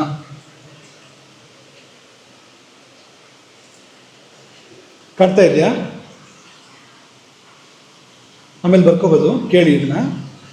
ಇದೇನು ಹೇಳುತ್ತೆ ಈ ಮಾತು ಅಂದರೆ, ಯಸ್ಯ ದೇವೇ ಪರಾಭಕ್ತಿ, ಯಾವಾತನಿಗೆ ಭಗವಂತನಲ್ಲಿ ಪರಮ ಭಕ್ತಿ ಇದೆಯೋ, ದೇವರಲ್ಲಿ ಪರಮ ಭಕ್ತಿ ಯಾರಿಗಿದೆಯೋ, ಯಥಾ ದೇವೇ ತಥಾ ಗುರು, ಹೇಗೆ ದೇವರಲ್ಲಿ ಭಕ್ತಿ ಇದೆಯೋ ಹಾಗೆಯೇ ಗುರುವಿನಲ್ಲಿ ಯಾರಿಗೆ ಭಕ್ತಿ ಇದೆಯೋ. ಗುರು ಬೇರೆ ದೇವರು ಬೇರೆ ಅಂತ ನೋಡಬಾರ್ದು. ಬೇರೆ ಅಂತ ನೋಡಿದ್ರೆ ಹೋಯ್ತು, ಎರಡೂ ಒಂದೇ. ಹರಿರೇವ ಗುರು ಸಾಕ್ಷಾತ್ ಗುರುರೇವ ಹರಿಸ್ವಯಂ ಉಭಯೋರಂತರಂ ಕಿಂಚಿತ್ ನ ದ್ರಷ್ಟವ್ಯ ಮುಮುಕ್ಷುಭಿ. ಮುಮುಕ್ಷು ಅಂದರೆ ಮೋಕ್ಷದ ಬೇಕು ನಿನಗಿದೆ ಅಂತಾದರೆ, ಬಿಡುಗಡೆ ಬೇಕು ದುಃಖಗಳಿಂದ ಸಂಸಾರದಿಂದ ಅಂತಾದರೆ, ಗುರು ಬೇರೆ ಹರಿ ಬೇರೆ ಅಂತ ನೋಡಬೇಡ. ಕಿಂಚಿತ್ ನ ದ್ರಷ್ಟವ್ಯಂ ಉಭಯೋರ ಅಂತರಂ, ಇಷ್ಟಾದರೂ ಅಂತರವನ್ನು ನೀನು ನೋಡ್ತೀಯ ಅಂತಂದರೆ ನಿನಗಿಲ್ಲ, ಅದು ಮೋಕ್ಷ ಇಲ್ಲ. ಹಾಗಾಗಿ ಯಸ್ಯ ದೇವೇ ಪರಾಭಕ್ತಿ, ದೇವರಲ್ಲಿ ಭಕ್ತಿ ಅದು ಪರಾಭಕ್ತಿ, ಅದೇ ಭಕ್ತಿ ಗುರುವಿನಲ್ಲಿ. ಯಾಕೆಂದರೆ ಅದೇ ಇದು ಇದೇ ಇದು, ಗುರುವೇ ದೇವರು ದೇವರೇ ಗುರು, ಏನು ವ್ಯತ್ಯಾಸ ಇಲ್ಲ. ಯಾರಿಗೆ ಹೀಗಿದೆಯೋ ಅವನಿಗೆ ತಸ್ಯೈತೆ ಕಥಿತಾ ಕ್ಯರ್ಥ ಪ್ರಕಾಶಂತೆ ಮಹಾತ್ಮನಃ, ಅವನು ಮಹಾತ್ಮ. ಯಾರಿಗೆ ಆದರೂ ದೇವರು ಗುರು ಒಂದೇ ಅನ್ನೋ ಭಾವ ಬಂತಂದರೆ ಅವನು ಮಹಾತ್ಮನೇ. ಅವನು ಹಾಗಾಗ್ತಾನೆ, ಅಷ್ಟು ದೊಡ್ಡವನಾಗ್ತಾನೆ ಅವನು. ಅವನಿಗೆ ಕಥಿತಾ ಕ್ಯರ್ಥ ಪ್ರಕಾಶಂತೆ, ಗುರುಗಳು ಪಾಠ ಹೇಳ್ಕೊಟ್ಟಿರ್ತಾರಲ್ಲ ಅದಷ್ಟು ಅರ್ಥ ಆಗುತ್ತೆ ಅವನಿಗೆ, ಮೇಲ್ನೋಟದ ಅರ್ಥ. ತಸ್ಯ ಏತೆ ಕಥಿತಾ ಕ್ಯರ್ಥ, ಪಾಠ ಮಾಡಿದ ಪೂರ್ತಿ ಅವನಿಗೆ ಅರ್ಥ ಆಗುತ್ತೆ. ಎಷ್ಟು ಬರೀ ಪಾಠ ಮಾಡಿದಲ್ಲ ಅರ್ಥ ಆಗಬೇಕು ಅಂತಿಲ್ಲ. ಗುರುಗಳು ಪಾಠ ಮಾಡಿರ್ತಾರೆ, ಶಿಷ್ಯನಿಗೆ ಎಷ್ಟು ಬರುತ್ತೆ? ಆಚಾರ್ಯಾತ್ ಪಾದಮಾದತ್ತೆ, ಕಾಲ್ಭಾಗ ಮಾತ್ರ ಬರೋದು. ಯಾವುದೇ ಪಾಠದಲ್ಲಿ ಶಿಷ್ಯನಿಗೆ ಬರುವಂಥದ್ದು ಎಷ್ಟು ಅಂದರೆ ಆಚಾರ್ಯಾತ್ ಪಾದಂ ಅಷ್ಟೇ ಬರೋದು ಸಾಧ್ಯವಂತೆ, ಪಾದಮಾದತ್ತೆ ಅಂತ. ಆದರೆ ಭಕ್ತಿ ಇರುವವನಿಗೆ ಪೂರ್ತಿ ಬರುತ್ತೆ, ಸಂಪೂರ್ಣ ಬರುತ್ತೆ ಅನ್ನೋದು ಸ್ಥೂಲವಾದ ಅರ್ಥ. ಅಲ್ಲಿ ಒಂದು ಅವಗ್ರಹ ಚಿಹ್ನೆ ಇದೆ ನೋಡಿದಿರಾ? ತಸ್ಯೈತೆ ತೇ ಆದಮೇಲೆ ಅವಗ್ರಹ ಚಿಹ್ನೆ ಇದೆ ನೋಡಿದಿರಾ? ಅದ್ಯಾಕಿದೆ? ಅದು ಬಿಡಿಸ್ಬೇಕಾದ್ರೆ ತಸ್ಯೈತೆ ಅಕಥಿತಾಹ. ಅಕಥಿತಾಹ ಅಂದ್ರೇನು? ಹೇಳ್ದಿರುವುದು ಅರ್ಥ ಆಗತ್ತೆ ಅಂತ. ಪಾಠ ಮಾಡಿದ ಮಾತ್ರ ಅಲ್ಲ, ಪಾಠವೇ ಮಾಡಿಲ್ಲ, ಹೇಳ್ಕೊಟ್ಟೇ ಇಲ್ಲ ಅಂತ, ಅದು ಅರ್ಥ ಆಗತ್ತೆ. ಶ್ವೇತಾಶ್ವತರ ಉಪನಿಷತ್ತು ಹೇಳ್ತಾ ಇರುವಂಥ ಮಾತಿದ್ದು, ಬೇರೆ ಕಡೆಗೂ ಇದೆ ಈ ಮಾತು. ಶ್ವೇತಾಶ್ವತರ ಉಪನಿಷತ್ತಿನ ಮಾತು ಇದು. ಯಾಕೆ ಬರುತ್ತೆ ಉಪನಿಷತ್ತಿನಲ್ಲಿದ್ದ ಮಾತು? ಅದು ಸತ್ಯ ಅಲ್ಲದೆ ಇದ್ರೆ ಯಾಕೆ ಬರುತ್ತೆ ಹೇಳಿ? ತೋಟಕಾಚಾರ್ಯರ ಬಗ್ಗೆ ನೀವು ಕೇಳಿದಿರಲ್ವಾ? ವಿದಿತಾಖಿಲ ಶಾಸ್ತ್ರ ಸುಧಾ ಜಲತೆ. ಅವ್ರ ಬಗ್ಗೆ, ತೋಟಕಾಚಾರ್ಯರ ಬಗ್ಗೆ ಇದ್ದ ಕಲ್ಪನೆ ಏನು ಅಂದರೆ, ಶಂಕರಾಚಾರ್ಯರ ನಾಲ್ವರು ಶಿಷ್ಯರಲ್ಲಿ ಒಬ್ಬರವರು, ಅವ್ರ ಬಗ್ಗೆ ಇದ್ದ ಕಲ್ಪನೆ ಏನು ಅಂದರೆ ಅವ್ರಿಗೇನೂ ಗೊತ್ತಿಲ್ಲ ಅಂತ, ದಡ್ಡ. ಆದರೆ ಒಂದು ದಿನ ಗುರು ಕೇಳಿದಾಗ ಹೇಗೆ ಬಂತದು? ಈ ಸ್ತೋತ್ರವನ್ನು ಹೇಳ್ತಾನೆ ಓಡಿ ಬಂದ್ರಂತೆ ಅಲ್ಲಿಂದ. ವಿದಿತಾಖಿಲ ಶಾಸ್ತ್ರ ಸುಧಾ ಜಲತೆ ಅಂತ ಅದನ್ನ ಹೇಳ್ತಾನೆ ಓಡಿ ಬಂದರು ಅವರು. ಅಂದರೆ ಎಲ್ಲವೂ ಪ್ರಕಟ ಆಗಿತ್ತು ಅವರಿಗೆ, ಎಲ್ಲವೂ ಪ್ರಕಾಶ ಆಗಿತ್ತು. ಹೇಗಾಗಿದ್ದದು? ರಾಮಾನುಜರು ಇಂಥದ್ದೇ ಒಂದನ್ನು ಹೇಳ್ತಾರೆ. ರಾಮಾನುಜರು ಶಿಷ್ಯರೊಬ್ಬರು ಅವ್ರು ಪಾಠ ಕೂತ್ಕೊಂಡಿರ್ತಿದ್ರಂತೆ, ಒಂದು ಪ್ರಶ್ನೆ ಇಲ್ಲ, ಒಂದು ಮಾತಿಲ್ಲ, ಒಂದು ಮುಖದಲ್ಲಿ ಏನು ವ್ಯತ್ಯಾಸ ಇಲ್ಲ, ಗೋಡೆ ಕೂತ್ಕೊಂಡಿರ್ತಿದ್ರಂತೆ. ಅವ್ರೀಗ ಏನಾಯ್ತು ಅಂದರೆ, ಕೆಲವರು ಇರ್ತಾರಲ್ಲ 1ನೇ ತರಗತಿಯಲ್ಲೂ 9 ವರ್ಷ ಅಲ್ವಾ, ಸಹಪಾಠಿಗಳು ಬರ್ತಾ ಇರ್ತಾರೆ ಹೋಗ್ತಾ ಇರ್ತಾರೆ, ಬರ್ತಾ ಇರ್ತಾರೆ, ಅವನಲ್ಲೇ ಇರ್ತಾನೆ. ಅಂಥವ್ರು ಮಹಾಪುರುಷರು ಇರ್ತಾರೆ ನೋಡಿ ಅಂತ. ಅವನು ಮಾತ್ರ ಸ್ಥಿರ ಶಾಶ್ವತ ಅಂತ, ಮುಂದಕ್ಕೆ ಹೋಗೋದೇ ಇಲ್ಲ ಅಂತ. ಹಾಗೆ ವಿದ್ಯಾರ್ಥಿಗಳು ಬಂದ್ರಂತೆ ಹೋದ್ರಂತೆ 9 ಪರ್ಯಾಯ ಆಯಿತು, ಹೊಸ ಹೊಸ ವಿದ್ಯಾರ್ಥಿಗಳು ಬಂದರು ಅಂತ. ಇವನು ಮಾತ್ರ ಅದೇ ಅಲ್ಲೇ ಇದ್ದಾನೆ. ಒಂದು ದಿವಸ ಬಂದಿಲ್ವಂತೆ ಪಾಠಕ್ಕೆ. ಆಗ ಗುರುಗಳು ಕೇಳಿದ್ರಂತೆ, ಎಲ್ಲಿ ಅವನಲ್ಲಿ ಅಂತ. ಅದಕ್ಕೆ ಶಿಷ್ಯರು ಗೋಡೆ ತೋರಿಸಿದ್ರು, ಇಲ್ಲಿದಾನಲ್ಲ ಅಂತ. ಏನರ್ಥ? ಈ ಗೋಡೆಗೂ ಅವನಿಗೂ ಏನು ವ್ಯತ್ಯಾಸ ಏನು? ಗೋಡೆ ಪಾಠ ಮಾಡೋದು ಅಂದರೆ ಅವನಿಗೆ ಪಾಠ ಮಾಡೋದು ಅಂತ ಏನು ವ್ಯತ್ಯಾಸ? ದಡ್ಡ, ಏನು ಗೊತ್ತಿಲ್ಲ ಅಂತ ರಾಮಾನುಜರು ಕರೆದ್ರಂತೆ. ಆತನ ಕರೆದು ಒಂದು ಪ್ರಶ್ನೆ ಕೇಳಿದ್ರಂತೆ, ಹೇಳ್ತೀಯಾ, ಉತ್ತರ ಹೇಳ್ತೀಯಾ ಅಂತ. ಅದಕ್ಕೆ ಅವ್ನು ಕೇಳಿದ್ನಂತೆ, 1ನೇ ಪಾಠದ್ದು ಹೇಳಲ್ಲ, 2ನೇ ಪಾಠದ್ದು ಹೇಳಲ್ಲ, 3ನೇ ಪಾಠದ್ದು ಹೇಳಲ್ಲ, 4ನೇದ್ರದ್ದು ಹೇಳಲ್ಲ, 5ನೇದ್ರದ್ದು ಹೇಳಲ್ಲ, 6, 7, 8, 9 ಪಾಠಗಳ ಪೈಕಿಯಲ್ಲಿ ಯಾವ ಪಾಠದಲ್ಲಿ ಹೇಳ್ಕೊಟ್ಟಿದ್ದೀನಿ ಹೇಳಲಿ. 9 ಸತ್ತಿಗೂ ಬೇರೆ ಬೇರೆ ಹೇಳ್ಕೊಟ್ಟಿದ್ದಾರೆ ಅಂತ ಕೇಳಬೇಡಿ. ಶಬ್ದ ಬೇರೆ ಇರುತ್ತೆ, ಶೈಲಿ ಬೇರೆ ಇರುತ್ತೆ ಅಲ್ಲಿ. ಹಾಗೆ ಇದೆ ಅವನಲ್ಲಿ ಇರ್ತದೆ, ಹೇಗಿದೆಯೋ ಹಾಗೆ ಇದೆ. 7ನೇ ಪಾಠದಲ್ಲಿ ಈ ವಿಷಯದ ಸ್ವರ ಇಲ್ಲಿ ಏರಿಸಿದ್ರಿ, ಇಲ್ಲಿ ಸ್ವರ ಇಳಿಸಿದ್ರಿ ಅನ್ನೋವರೆಗೆ ಹಾಗೆ ಇದೆ ಅಂತ. ಇದೇನಿದು ಅಂದರೆ ಗುರುವಿನಿಂದ ಹರಿದಿರುವಂಥದ್ದು, ಹಾಗೆ ಪೂರ್ತಿಯಾಗಿ ಹರಿದಿರುವಂಥದ್ದು. ಹಾಗಾಗಿ ನೋಡಿ, ಭಗವಂತನನ್ನ ಭಾವಿಸ್ಬೇಕು ಅಂತ ಹೇಳ್ತಾರೆ, ಮತ್ತು ಮಹಾಪುರುಷರನ್ನ ಭಾವಿಸ್ಬೇಕು ಅಂತ ಹೇಳ್ತಾರೆ ಅಲ್ವಾ. ಶಂಕರಾಚಾರ್ಯರನ್ನು ಭಾವಿಸ್ಬೇಕು. ಯಾಕೆ ಭಾವಿಸ್ಬೇಕು? ಬೇಡ, ಈ ಪ್ರಶ್ನೆ ಕೇಳ್ತೇವೆ, ನಮ್ಗೆ ಉತ್ತರ ಹೇಳಿ ನೀವು. ರಾಮನನ್ನು ಭಾವಿಸ್ಬೇಕು, ರಾವಣನನ್ನು ಭಾವಿಸಬಾರದು. ಯಾಕೆ? ಈ ರಾಮನ ದಿವ್ಯ ಮೂರ್ತಿಯನ್ನು ಭಾವಿಸ್ತೇವೆ ನಾವು ಅಲ್ವಾ. ನೀಲಮೇಘ ಶ್ಯಾಮಲ, ಅಜಾನುಬಾಹು ಅಲ್ವಾ. ಒಂದು ಧನುಸ್ಸನ್ನು ಹಿಡಿದು ನಿಂತಿದ್ದಾನೆ, ಭುಜದ ಬಳಿಯಲ್ಲಿ ಧನುಸ್ಸು, ಅವನ ಗಾಂಭೀರ್ಯವನ್ನು ಅದು ತೋರಿಸ್ತಾ ಇದೆ. ಅದು ಅಂಥ ಅದ್ಭುತವಾಗಿರ್ತಕ್ಕಂಥ ರಾಮನ ಮೂರ್ತಿಯನ್ನು ಭಾವಿಸ್ತೇವಲ್ಲ ನಾವು. ಹಾಗೆ ರಾವಣನದ್ದು ಭಾವಿಸೋದು. 10 ತಲೆಗಳು, 20 ಕೈಗಳು ಅಲ್ವಾ, ಕೆಂಡದಂಥ ಕಣ್ಣುಗಳು. ಧ್ಯಾನ ಮಾಡ್ಬೋದಾ? ಭಾವಿಸ್ಬೋದಾ ರಾವಣನನ್ನು? ಯಾಕೆ ಭಾವಿಸಬಾರ್ದು? ಅಂಥವ್ರು ಇದ್ದಾರೆ ಇವತ್ತು, ರಾವಣನ ಭಾವಿಸುವಂಥವ್ರು ಇದ್ದಾರೆ ಇವತ್ತು. ಯಾಕೆ ಮಾಡಬಾರ್ದು ಅದನ್ನು?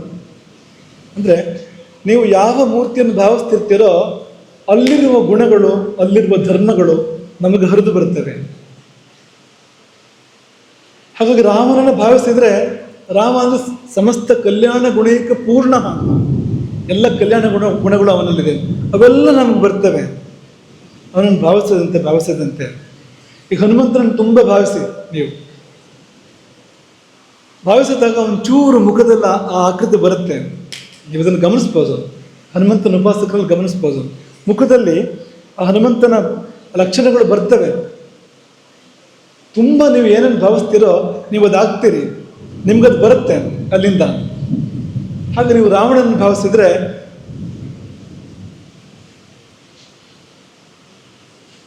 ಪಕ್ಕದ ಮನೆಯನ್ನು ಆಸ್ತಿಗೆ ಹೋಗ್ತೀರಿ, ಆಮೇಲೆ ನೀವು ಅಥವಾ ಇನ್ನೇನೋ ಬೇಡದಿರೋದು ಮಾಡಕ್ಕೆ ಹೋಗ್ತೀರಿ. ಅವನ ದುರ್ಗುಣಗಳು, ಅವನ ದುಸ್ವಭಾವಗಳು, ದುಷ್ಟತನ ಬರುತ್ತೆ ನಮಗೆ. ಹಾಗಾಗಿ ಯಾಕೆ ನಾವು ಮಹಾತ್ಮರನ್ನು ಭಾವಿಸ್ಬೇಕು, ಯಾಕೆ ಮಹಾಪುರುಷರನ್ನು ಭಾವಿಸ್ಬೇಕು ಅಂದರೆ, ಈ ಮನಸ್ಸು ಒಂದು ಸಂಪರ್ಕವನ್ನು ಏರ್ಪಡಿಸುತ್ತೆ. ಇಲ್ಲಿಂದಲ್ಲಿಗೆ ಅಲ್ಲಿಂದಲ್ಲಿಗೆ ಒಂದು ಸಂಪರ್ಕ ಏರ್ಪಡುತ್ತೆ. ಏರ್ಪಟ್ಟ ಮೇಲೆ ಅಲ್ಲಿಂದ ಇಲ್ಲಿಗೆ ಹರಿತಾ ಹೋಗುತ್ತೆ. ಅಲ್ಲಿರುವ ಚೈತನ್ಯ, ಅಲ್ಲಿರುವ ಧರ್ಮ, ಅಲ್ಲಿರುವ ಸದ್ಗುಣಗಳು, ಸುಗುಣಗಳು ಹರಿತಾ ಬರುತ್ತೆ. ನೀವೇ ರಾಮನಾಗ್ತೀರಿ ಒಂದು ದಿವಸ, ಭಾವಿಸ್ತಾ. ಹಾಗಾಗಿ ಭಾವಿಸ್ಬೇಕು. ಇನ್ನೊಂದು ಪ್ರಸಿದ್ಧವಾದ ಕಥೆ ಏಕಲವ್ಯನದ್ದು. ಏಕಲವ್ಯನಿಗೆ ಗುರುಗಳು ಒಂದು ಪಾಠವನ್ನು ಹೇಳ್ಕೊಡ್ಲಿಲ್ಲ, ದ್ರೋಣರು ಅಲ್ವಾ. ಆಗೋದೆಲ್ಲ ಹೋಗೋದು ಕಳಿಸ್ಕೊಟ್ಟಿದ್ದಾರೆ. ಆದರೂ ಬಂತು ಅವನಿಗೆ ಎಲ್ಲೋದು ಕೂಡ, ಎಲ್ಲ ವಿದ್ಯೆಗಳು ಬಂದು. ಹೇಗೆ ಬಂದು? ಭಾವಿಸಿದ್ರಿಂದಾಗಿ. ದ್ರೋಣರ ಅನುಮತಿ ಇರಲಿಲ್ಲ, ಹಾಗಾಗಿ ಚೌರ್ಯ ಅಂತ ಆಯ್ತದು, ಅದು ಬೇರೆ ವಿಷಯ. ಆದರೆ ಭಾವಿಸಿದ್ರಿಂದಾಗಿ ಬಂತು ನೋಡಿ. ಅಂದರೆ ನೀವು ಒಂದು ಸಂಪರ್ಕ ಏರ್ಪಡಿಸ್ಕೊಂಡ್ರೆ, ಗುರುವಿನ ಜೊತೆಗೆ ಒಂದು ಮಾನಸ ಸಂಪರ್ಕ ಏರ್ಪಡಿಸ್ಕೊಂಡ್ರೆ ಅದು ಹರಿದು ಬರೋಕ್ಕೆ ಶುರುವಾಗತ್ತೆ ಅಂತ. ಹಾಗಾಗಿ ಯಾಕೆ ನಾವು ನಮ್ಮ ಮನೆ, ನಮ್ಮ ಕೋಣೆಯ ಗೋಡೆ ಮೇಲೆ ಚಿತ್ರನಟರ ಚಿತ್ರಗಳನ್ನು ಹಾಕಬಾರದು ಅಂದರೆ, ಅಥವಾ WWF ಚಿತ್ರಗಳನ್ನು ಯಾಕೆ ನಾವು ನಮ್ಮ ಮನೆ ಗೋಡೆಗಳ ಮೇಲೆ ಹಾಕಬಾರ್ದು ಅಂದರೆ, ಅದು ಬರೋಕ್ಕೆ ಶುರುವಾಗತ್ತೆ ನಮಗೆ ಅಂತ. ನೋಡ್ತಾ ಭಾವಿಸ್ತಾ ಅದನ್ನ ನಿರಂತರವಾಗಿ ಆ ಗುಣಗಳು ಬರೋಕ್ಕೆ ಶುರುವಾಗತ್ತೆ ನಮಗೆ, ಆ ಭಾವ ಬರೋಕ್ಕೆ ಶುರುವಾಗತ್ತೆ ನಮಗೆ. ಯಾಕೆ ನಾವು ಶಂಕರಾಚಾರ್ಯರ ಚಿತ್ರ ಹಾಕ್ಕೋಬೇಕು, ಯಾಕೆ ನಾವು ರಾಮನ ಚಿತ್ರ ಹಾಕ್ಕೋಬೇಕು ನಮ್ಮ ಮನೆಗಳಲ್ಲಿ ಅಂದರೆ, ಅದು ಬರುತ್ತೆ ನಮಗೆ. ಇಲ್ಲಿಂದ ಅಲ್ಲಿಗೆ ಒಂದು ಸಂಪರ್ಕ ಏರ್ಪಡುತ್ತೆ, ಒಂದು ನಳಿಕೆ ಇಲ್ಲಿಂದ ಅಲ್ಲಿಗೆ, ಅಲ್ಲಿಂದ ಹರಿಯೋಕ್ಕೆ ಶುರುವಾಗುತ್ತೆ ಈ ಕಡೆಗೆ ಅಂತ. ಹಾಗಾಗಿ ಹೀಗೆ ಗುರುಕುಲದಲ್ಲಿ ವಾಸ ಮಾಡಿ ಸದಾ ಗುರುವನ್ನು ಭಾವಿಸಿ, ಗುರುವನ್ನು ಸೇವಿಸಿ ಅದರಿಂದಲೇ ಬರುತ್ತೆ ಎಷ್ಟೋ ಸಂಗತಿಗಳು. ಆ ಭಾವಿಸಿದ್ರಿಂದಲೇ ಒಂದು ದಿನ ಗುರು ಸಂತೋಷಪಟ್ಟ ಅಂದರೆ, ಅವನು ನಿಜವಾದ ಗುರುವಾಗಿದ್ದಾಗ, ಅವನಲ್ಲಿ ನಿಜವಾಗಿ ಈ ವಿದ್ಯೆಗಳು, ಆರ್ಷ ವಿದ್ಯೆಗಳಿದ್ದಾಗ ಅವನು ಸಂತೋಷ ಪಡುವಾಗ ಹೋಯ್ತು ಅಂತ ಲೆಕ್ಕ ಎಲ್ಲೋದು ಕೂಡ, ಯಾವುದೊಂದು ಉಳಿಯಿದೆ ಎಲ್ಲ ಅಲ್ಲಿ ಹೋಯ್ತು ಅಂತ. ಹಾಗಾಗಿ ಮಾಡದೆಯೇ ಅಧ್ಯಯನ ಆಗ್ಬಿಡ್ಬೋದು, ಪಾಠ ಕಲಿಯದೇ ಆಗ್ಬಿಡ್ಬೋದು ಅಂತ. ಹಾಗಾಗಿ ಶಿಷ್ಯನಿಗೆ ಏನು ಹೆಸರು ಅಂದರೆ ಅಂತೆವಾಸಿ. ಅಂತೆವಾಸಿ ಅಂದ್ರೇನು? ಅಂತೆ ಸಮೀಪೆ ವಸತಿ, ವಾಸ ಮಾಡ್ತಾನೆ, ಹತ್ರ ವಾಸ ಮಾಡುವವನು. ಹಾಗಾಗಿ ಹಿಂದಿನ ಕಾಲದಲ್ಲಿ ಏನು ಮಾಡ್ತಾ ಇತ್ತು ಅಂದರೆ, ಒಬ್ಬ ಆದರ್ಶ ವ್ಯಕ್ತಿತ್ವ, ಒಂದು ಜ್ಞಾನಿ, ಒಬ್ಬ ಆದರ್ಶ ವ್ಯಕ್ತಿತ್ವ ಅಂತಂದರೆ ಹೋಗಿ ಅವನ ಜೊತೆಗೆ ಬಿಟ್ಬಿಡು ಮಕ್ಕಳನ್ನ ಅಂತ. ಏನು ಬಿಟ್ಬಿಡೋದು ಅಂದರೆ ಏನಿಲ್ಲ, ಅವ್ನು ನೋಡ್ತಾ ನೋಡ್ತಾ ಬೆಳೀಲಿ, ಮಲಗಿದಂತೆ ಮಲಗಲಿ, ಎದ್ದಂತೆ ಏಳಲಿ, ಊಟ ಮಾಡಿದಂತೆ ಮಾಡಲಿ, ಮಾತಾಡ್ದಂತೆ ಆಡಲಿ, ಅವನ ಜೀವನದಲ್ಲಿ ಏನು ಧ್ಯೇಯ ಇಟ್ಕೊಂಡಿದ್ದಾನೋ ಆ ಥರ ಧ್ಯೇಯವನ್ನು ಇಟ್ಕೊಳ್ಳಿ ಅನ್ನೋ ಭಾವ ಅದು. ಆ ಕಲಿಕೆ ನಿಜವಾದ ಕಲಿಕೆ. ಹೇಳ್ಕೊಟ್ಟು ಕಲಿಯುವಂಥದ್ದು ತುಂಬ ಕೃತ್ರಿಮ, ಅದು ಭಾಳ ಕಡಿಮೆ. ಅದು ಅದರಿಂದ ಬರುವಂಥದ್ದು ಕೂಡ ಕಡಿಮೆ, ಅದು ಕೃತ್ರಿಮ ಅದು. ಆದರೆ ತಾನಾಗಿ ಬರುವಂಥದ್ದು, ನೋಡ್ತಾ ನೋಡ್ತಾ ಕೇಳ್ತಾ ಕೇಳ್ತಾ ಒಡನಾಡ್ತಾ ಬರುವಂಥದ್ದು ಇದೆಯಲ್ಲ, ಅದು ನ್ಯಾಯವಾದ ಮತ್ತು ನಿಜವಾದ ವಿದ್ಯಾಭ್ಯಾಸ ಅಂತ. ಹಾಗಾಗಿ ಅಂತೆವಾಸ ಮಾಡಬೇಕು.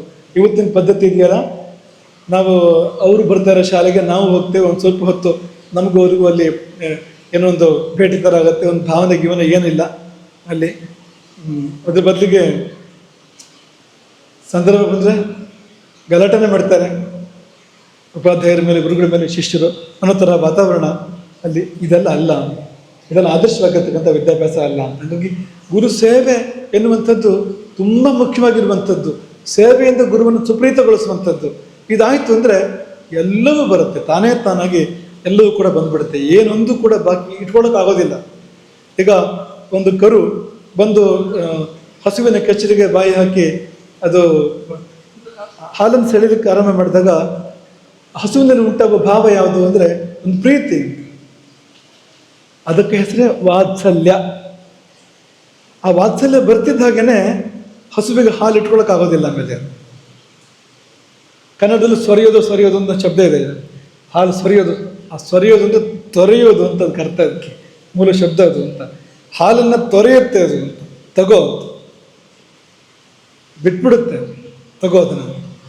ಹಾಗೆ ಬರಬೇಕು. ಯಾಕೆ ಯಂತ್ರವನ್ನಿಟ್ಟು ಹಾಲು ಕರಿಬಾರ್ದು ಅಂತಂದರೆ, ಹಸುವಿಗೆ ಈಗೆಲ್ಲ ಬಂದಿದೆಯಲ್ಲ ಪದ್ಧತಿ, ಯಂತ್ರವನ್ನಿಟ್ಟು ಹಾಲು ಕರೀತಾರೆ. ಘೋರ ಅದು. ಹಾಲು ಮುಗಿದ್ಮೇಲೆ ರಕ್ತ ಬರುತ್ತೆ ಅದರಲ್ಲಿ, ಅತ್ಯಂತ ಘೋರ ಅದು. ಅದಲ್ಲ ಅದು. ಈಗ ಒಂದು ವೇಳೆ ಯಂತ್ರ ತೆಗಿಯೋಕೆ ಮರ್ತು ಹೋಗಿಬಿಟ್ರೆ, ಕೆಚ್ಚಲಿಗೆ ಯಂತ್ರ ಹಾಕಿ ಬೇರೆ ಏನೋ ಕೆಲಸಕ್ಕೆ ಹೋಗಿ ಮರೆತು ಹೋದರೆ ಹಾಲು ಮುಗಿದ್ಮೇಲೆ ರಕ್ತ ಬರುತ್ತೆ ಅದರಲ್ಲಿ. ಹಾಗೆಲ್ಲ ಬರಬೇಕಾಗಿರೋದು. ಪ್ರೀತಿಯಿಂದ ಅದು ಹರಿಬೇಕು, ಅದು ತುಂಬ ಸುರಳಿತವಾಗಿ ಹರಿಬೇಕು, ಅದು ಹಾಗ್ತಾನೆ ಆಗಬೇಕು. ಈ ಭಾವ ಇಲ್ಲಿ ಇರುವಂಥದ್ದು ಅಂತ. ಹಾಗಾಗಿ ನಾವು ಗುರುವನ್ನು ಭಾವಿಸಿ, ಪ್ರೀತಿಸಿ, ಗೌರವಿಸಿ, ಪೂಜಿಸಿ, ಗುರುವಿಗೆ ಎಲ್ಲ ರೀತಿಯಲ್ಲೂ ಸೇವೆಯನ್ನು ಮಾಡಿ ಮನಸ್ಸು ತುಂಬುವಂತೆ ಮಾಡುವಂಥದ್ದು ಇದೆಯಲ್ಲ, ಅದು ಆದಾಗ ಅದು ಏನಿದೆಯೋ ಅದು ಹರಿದು ಬರೋಕ್ಕೆ ಅವಕಾಶ ಇದೆ. ಇದು ಸಂಭವಿಸೋದು ಎಲ್ಲಿ ಅಂದರೆ ಗುರುವಾಗಿರಬೇಕು, ಅವನಲ್ಲಿ ಇರಬೇಕು ಅನ್ನೋದು. ಗುರುವನ್ನು ವಸಿಷ್ಠರನ್ನ ವೈದ್ಯ ಅಂತ ಕರೆದಿದೆ ರಾಮಾಯಣ. ವೈದ್ಯ ಅಂದ್ರೇನು? ಸಕಲ ವಿದ್ಯೆಗಳನ್ನು ಬಲ್ಲವನು ಅಂತ.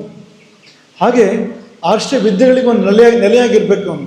ಅಂತಹ ಗುರುವಾಗಿದ್ದಾಗ, ಅವನನ್ನು ಸೇವಿಸಿದಾಗ, ಅವನನ್ನು ಸುಪ್ರೀತಗೊಳಿಸಿದಾಗ ಒಂದು ಕ್ಷಣದಲ್ಲಿ ಎಲ್ಲ ವಿದ್ಯೆಗಳು ಈ ಕಡೆಗೆ ಹಾಗೆ ದಾಟಿಕೊಡ್ತವೆ. ಇದು ಕೇವಲ ಇದು ಅಂದರೆ ಪುಸ್ತಕದ ಬದನೆಕಾಯಿ ಅಲ್ಲ, ಇದು ಅನುಭವದಲ್ಲಿರೋಂಥ ವಿಷಯ. ಇದು ಅನುಭವದಲ್ಲಿರೋಂಥ ವಿಷಯ. ಇದು ಸಾಧ್ಯ ಇದೆ. ಇದು ಎಲ್ಲವನ್ನೂ ನೀವು ಕಲಿತೆ ಮಾಡಬೇಕು ಅಂತಿಲ್ಲ, ಕಲಿತೇನೆ ನಿಮ್ಗೆ ಬರೋಕ್ಕೆ ಸಾಧ್ಯ ಇದೆ.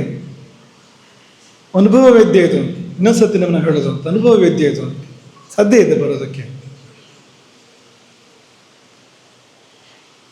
ಸಣ್ಣ ಮಟ್ಟಕ್ಕೂ ಆಗುತ್ತೆ ಅದು. ಅಂದರೆ ಅಂಥ ಒಂದು ಬಾಂಧವ್ಯ ಇದ್ದಾಗ ಅರ್ಧ ಪುಸ್ತಕ ಪಾಠ ಆಗಿರ್ತೀನಿ, ಅರ್ಧ ಪುಸ್ತಕ ತಾನೇ ಬರುತ್ತೆ, ಅದು ಆಗುತ್ತೆ, ಅದು ತಾನಾಗುತ್ತೆ ಅದು. ಆದರೆ ಇನ್ನೂ ದೊಡ್ಡ ರೀತಿಯಿಂದ ಗೊತ್ತಿಲ್ಲದೆ ಇರೋ ವಿದ್ಯೆ ಕೂಡ, ಗಂಧಗಾಳಿ ಇಲ್ಲ ಗೊತ್ತಿಲ್ಲ ಅನ್ನೋ ವಿದ್ಯೆ ಕೂಡ ಹೋಗೋದನ್ನು ಮುಟ್ಟಿದ್ರೆ ಅದು ತೆರ್ಕೊಡುತ್ತೆ ಪೂರ್ತಿ.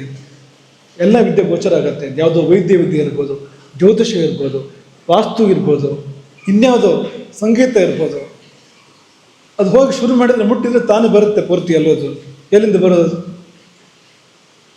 ಎಷ್ಟೋ ಜನರಿಗೆ ಬರುತ್ತಲ್ಲ ವಿದ್ಯೆ, ಅದು ತಾನೇ ಬರುತ್ತೆ. ಎಷ್ಟೋ ಜನರಿಗೆ ಎಲ್ಲಿಂದ ಬರೋದು? ಯಾವುದೋ ಗುರು ಕೃಪೆ, ಅದು ಹಳೇದು. ಅವ್ರಿಗೆ ಗೊತ್ತಿಲ್ಲ ಅದು. ಹಿಂದಿನದ್ದು ಯಾವುದೋ ಹಳೆ ಶಿಲ್ಕು ಅದು ಬಂದಿದೆ ಈಗ. ಹಾಗಾಗಿ ನಿಮ್ಗೆ ವಿದ್ಯಾಭ್ಯಾಸ ಮಾಡಬೇಕಾದ್ರೆ ತುಂಬ ಮುಖ್ಯವಾಗಿ ಬೇಕಾಗೋದು ಬುದ್ಧಿ ಅಲ್ಲ, ಭಕ್ತಿ, ಭಾವ ಮತ್ತು ಆ ಸೇವೆ, ಹಿಂದು ಮುಂದಿನ ಆಲೋಚನೆಗಳಿಲ್ಲೇ ಇರ್ತಕ್ಕಂಥ ಒಂದು ಸಮರ್ಪಣೆ ಸೇವೆ ಇದೆಯಲ್ಲ, ಅದರಿಂದಾಗಿ ಎಲ್ಲವೂ ಆಗುತ್ತೆ, ತಾನಾಗಿ ಆಗುತ್ತೆ. ಹಾಗಾಗಿ ಏನು ಹೇಳುತ್ತೆ ಬಲ್ಲವರು ಏನು ಹೇಳ್ತಾರೆ ಅಂದರೆ, ಅಥ ಸೇವಾ ಮನಿಚ್ಛಂತಂ ಗುರು ಮರ್ಥೇನ ತೋಷಯೇತ್. ಒಬ್ಬ ಗುರು ಸೇವೆ ಮಾಡೋದು ಬೇಡ ಅಂತ ಹೇಳಿದರೆ ಅವಾಗೇನು ಮಾಡೋದು? ಈ ವೇದ ಹಾಗೆ ಮಾಡ್ತಾನೆ. ವೇದ ಸರ್ವಜ್ಞನಾಗಿ ಮನೆಗೆ ಹಿಂದಿರುಗ್ತಾನಲ್ಲ, ಅವನಿಗೆ 3 ಶಿಷ್ಯರಾಗ್ತಾರೆ. ಆಮೇಲೆ ಅವನೇನು ಮಾಡ್ತಾನೆ ಅಂದರೆ, ಅವ್ರಿಗೆ ಒಂದೇ ಒಂದು ಸೇವೆ ಕೂಡ ಮಾಡಿಸೋದಿಲ್ಲ ಅವ್ರ ಕೈಯಲ್ಲಿ. ತಸ್ಯಾಪಿ ಸ್ವಗೃಹೇ ವಸತಃ 3 ಶಿಷ್ಯಾಃ ಬಭೂವು. ವೇದನಿಗೆ 3 ಶಿಷ್ಯರಾದರು. ಸಹ ಶಿಷ್ಯಾನ್ ನ ಕಿಂಚಿದುವಾಚ ಕರ್ಮವಾ ಕ್ರಿಯತಾಂ ಗುರು ಶುಶ್ರೂಷಾವ. ತನ್ನ ಸೇವೆ ಮಾಡೋಕ್ಕೂ ಹೇಳಲಿಲ್ಲ, ಒಂದೇ ಒಂದು ಕೆಲಸನೂ ಮಾಡಿಸಲಿಲ್ಲ. ಯಾಕೆಂದರೆ ತಾನು ಕಷ್ಟಪಟ್ಟಿದ್ದಲ್ಲ, ಇವರಿಗೆ ಯಾಕೆ ಪಾಪ ಅಂತ ಒಂದೇ ಒಂದು ಸೇವೆಯನ್ನು ಹೇಳಲಿಲ್ಲ ವೇದ ಎಂಬುದಾಗಿ ಮಹಾಭಾರತ ಹೇಳುವಂಥದ್ದು. ಆದರೆ ಹಾಗೆ ಮಾಡಿದಾಗ ಅದು ನಮ್ಗೆ ಲಾಭ ಆಗೋದಿಲ್ಲ, ಅದರಿಂದ ನಷ್ಟ ಆಗತ್ತೆ. ಅದರಿಂದ ಅವಾಗ ಏನು ಮಾಡಬೇಕು ಅಂದರೆ, ಏನಾದರೂ ಕೊಟ್ಟಾದರೂ ಸಂತೋಷಪಡಿಸೋ ಗುರುವನ್ನು, ಸಮರ್ಪಣೆ ಮಾಡುವ ಏನಾದರೂ. ಅಥ ಸೇವಾ ಮನಿಚ್ಛಂತಂ ಗುರು ಅರ್ಥೇನ ತೋಷಯೇತ್. ಏನಾದರೂ ಅವನು ಗುರು ಬಯಸೋ ಅಂಥದ್ದು ಅಥವಾ ಅಗತ್ಯ ಇರೋವಂಥದ್ದು ಕೊಟ್ಟಾದರೂ ಸಂತೋಷಪಡಿಸು. ಆ ಸಂತೋಷ ಅನ್ನೋದು ಉಂಟಾಗಬೇಕು ಗುರುವಿಗೆ ಅಂತ. ಯಾಕೆಂದರೆ ಗುರುವರ್ಥೆ ಯತಮಾನಂತಂ ಅನುಗೃಹಂತಿ ದೇವತಾ. ಯಾರು ಗುರುವಿಗಾಗಿ ಏನೋ ಮಾಡಕ್ಕೆ ಹೊರಟಿರ್ತಾನೋ ಅವನಿಗೆ ದೇವತೆಗಳು ಅನುಗ್ರಹ ಮಾಡ್ತಾರೆ, ದೇವತೆಗಳು ಅವನಿಗೆ ಆಶೀರ್ವಾದ ಮಾಡ್ತಾರೆ ಎಂಬುದಾಗಿ. ಹಾಗಾಗಿ ಉತ್ತಂಕ ಇದಾನಲ್ಲ, ಉತ್ತಂಕ ಗುರುವಿಗೆ ಏನು ತಂದುಕೊಟ್ಟ? ಅವನು ಕರ್ಣಕುಂಡಲಗಳನ್ನು ತಂದುಕೊಟ್ಟ ಅಲ್ವಾ? ಎಷ್ಟು ಕಷ್ಟಪಟ್ಟು ತಂದುಕೊಟ್ಟ ಅವನು. ಗುರು ಏನು ಬೇಡ ಅಂದರು, ಬಿಡ್ಲೇ ಇಲ್ಲ, ಹಠ ಮಾಡ್ದ. ಗುರು ಪತ್ನಿಯನ್ನು ಕೇಳು ಅಂತಂದ್ರು ಗುರುಗಳು. ಹೋಗಿ ಪತ್ನಿಯನ್ನು ಕೇಳಿದ. ಆಕೆ 4ನೇ ದಿವಸ ಒಂದು ಕುಂಡಲ ಬೇಕು ಅಂತ. ಯಾರು ಕುಂಡಲ?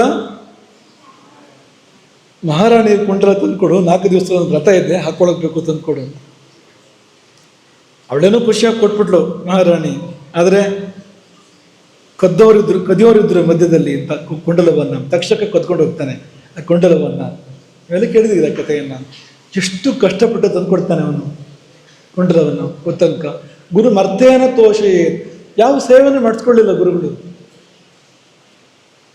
ಅದಕ್ಕೇನು ಮಾಡೋದು? ಹೀಗೆ ಸಂತೋಷಪಡಿಸೋದು ಗುರುವನ್ನು. ಹಾಗಾಗಿ ಗುರುವನ್ನು ನ್ಯಾಯವಾಗಿ ಸಂತೋಷಪಡಿಸೋದ್ರಿಂದ ವಿದ್ಯೆಗಳು ತಾನಾಗಿ ನಮಗೆ ಬರ್ತವೆ ಅನ್ನೋದು ಈ ವೇದನ ಸಂದೇಶ. ವೇದ ಸಂದೇಶ ಹೆಸರೇ ವೇದ, ಜ್ಞಾನ. ಹೀಗಾಗಿ ಖಂಡಿತ ಇದು ಕಟ್ಟುಕಥೆ ತಂದ್ಕೊಳ್ಬೇಡಿ, ನಿಮಗೂ ಅನುಭವದಲ್ಲಿ ಬರ್ಬೋದು ಇದು. ನೀವು ಗುರುವಿನಲ್ಲಿ ನಿಜವಾದ ಪ್ರೀತಿಯನ್ನು ಇಟ್ಕೊಂಡಾಗ ನಿಮಗೂ ಅನುಭವಕ್ಕೆ ಬರ್ಬೋದು. ಇದು ಕಲಿತೇ ಇಲ್ವಲ್ಲ, ಆದರೆ ಹೇಗೆ ಬರ್ತಾ ಇದೆ ಇದು ಅಂತ ಅನಿಸ್ಬೋದು ಒಂದು ದಿವಸ ನಿಮಗೆ ಅಂತ. ನಮಗಂತೂ ಅನಿಸಿದೆ. ಹರೇ ರಾಮ.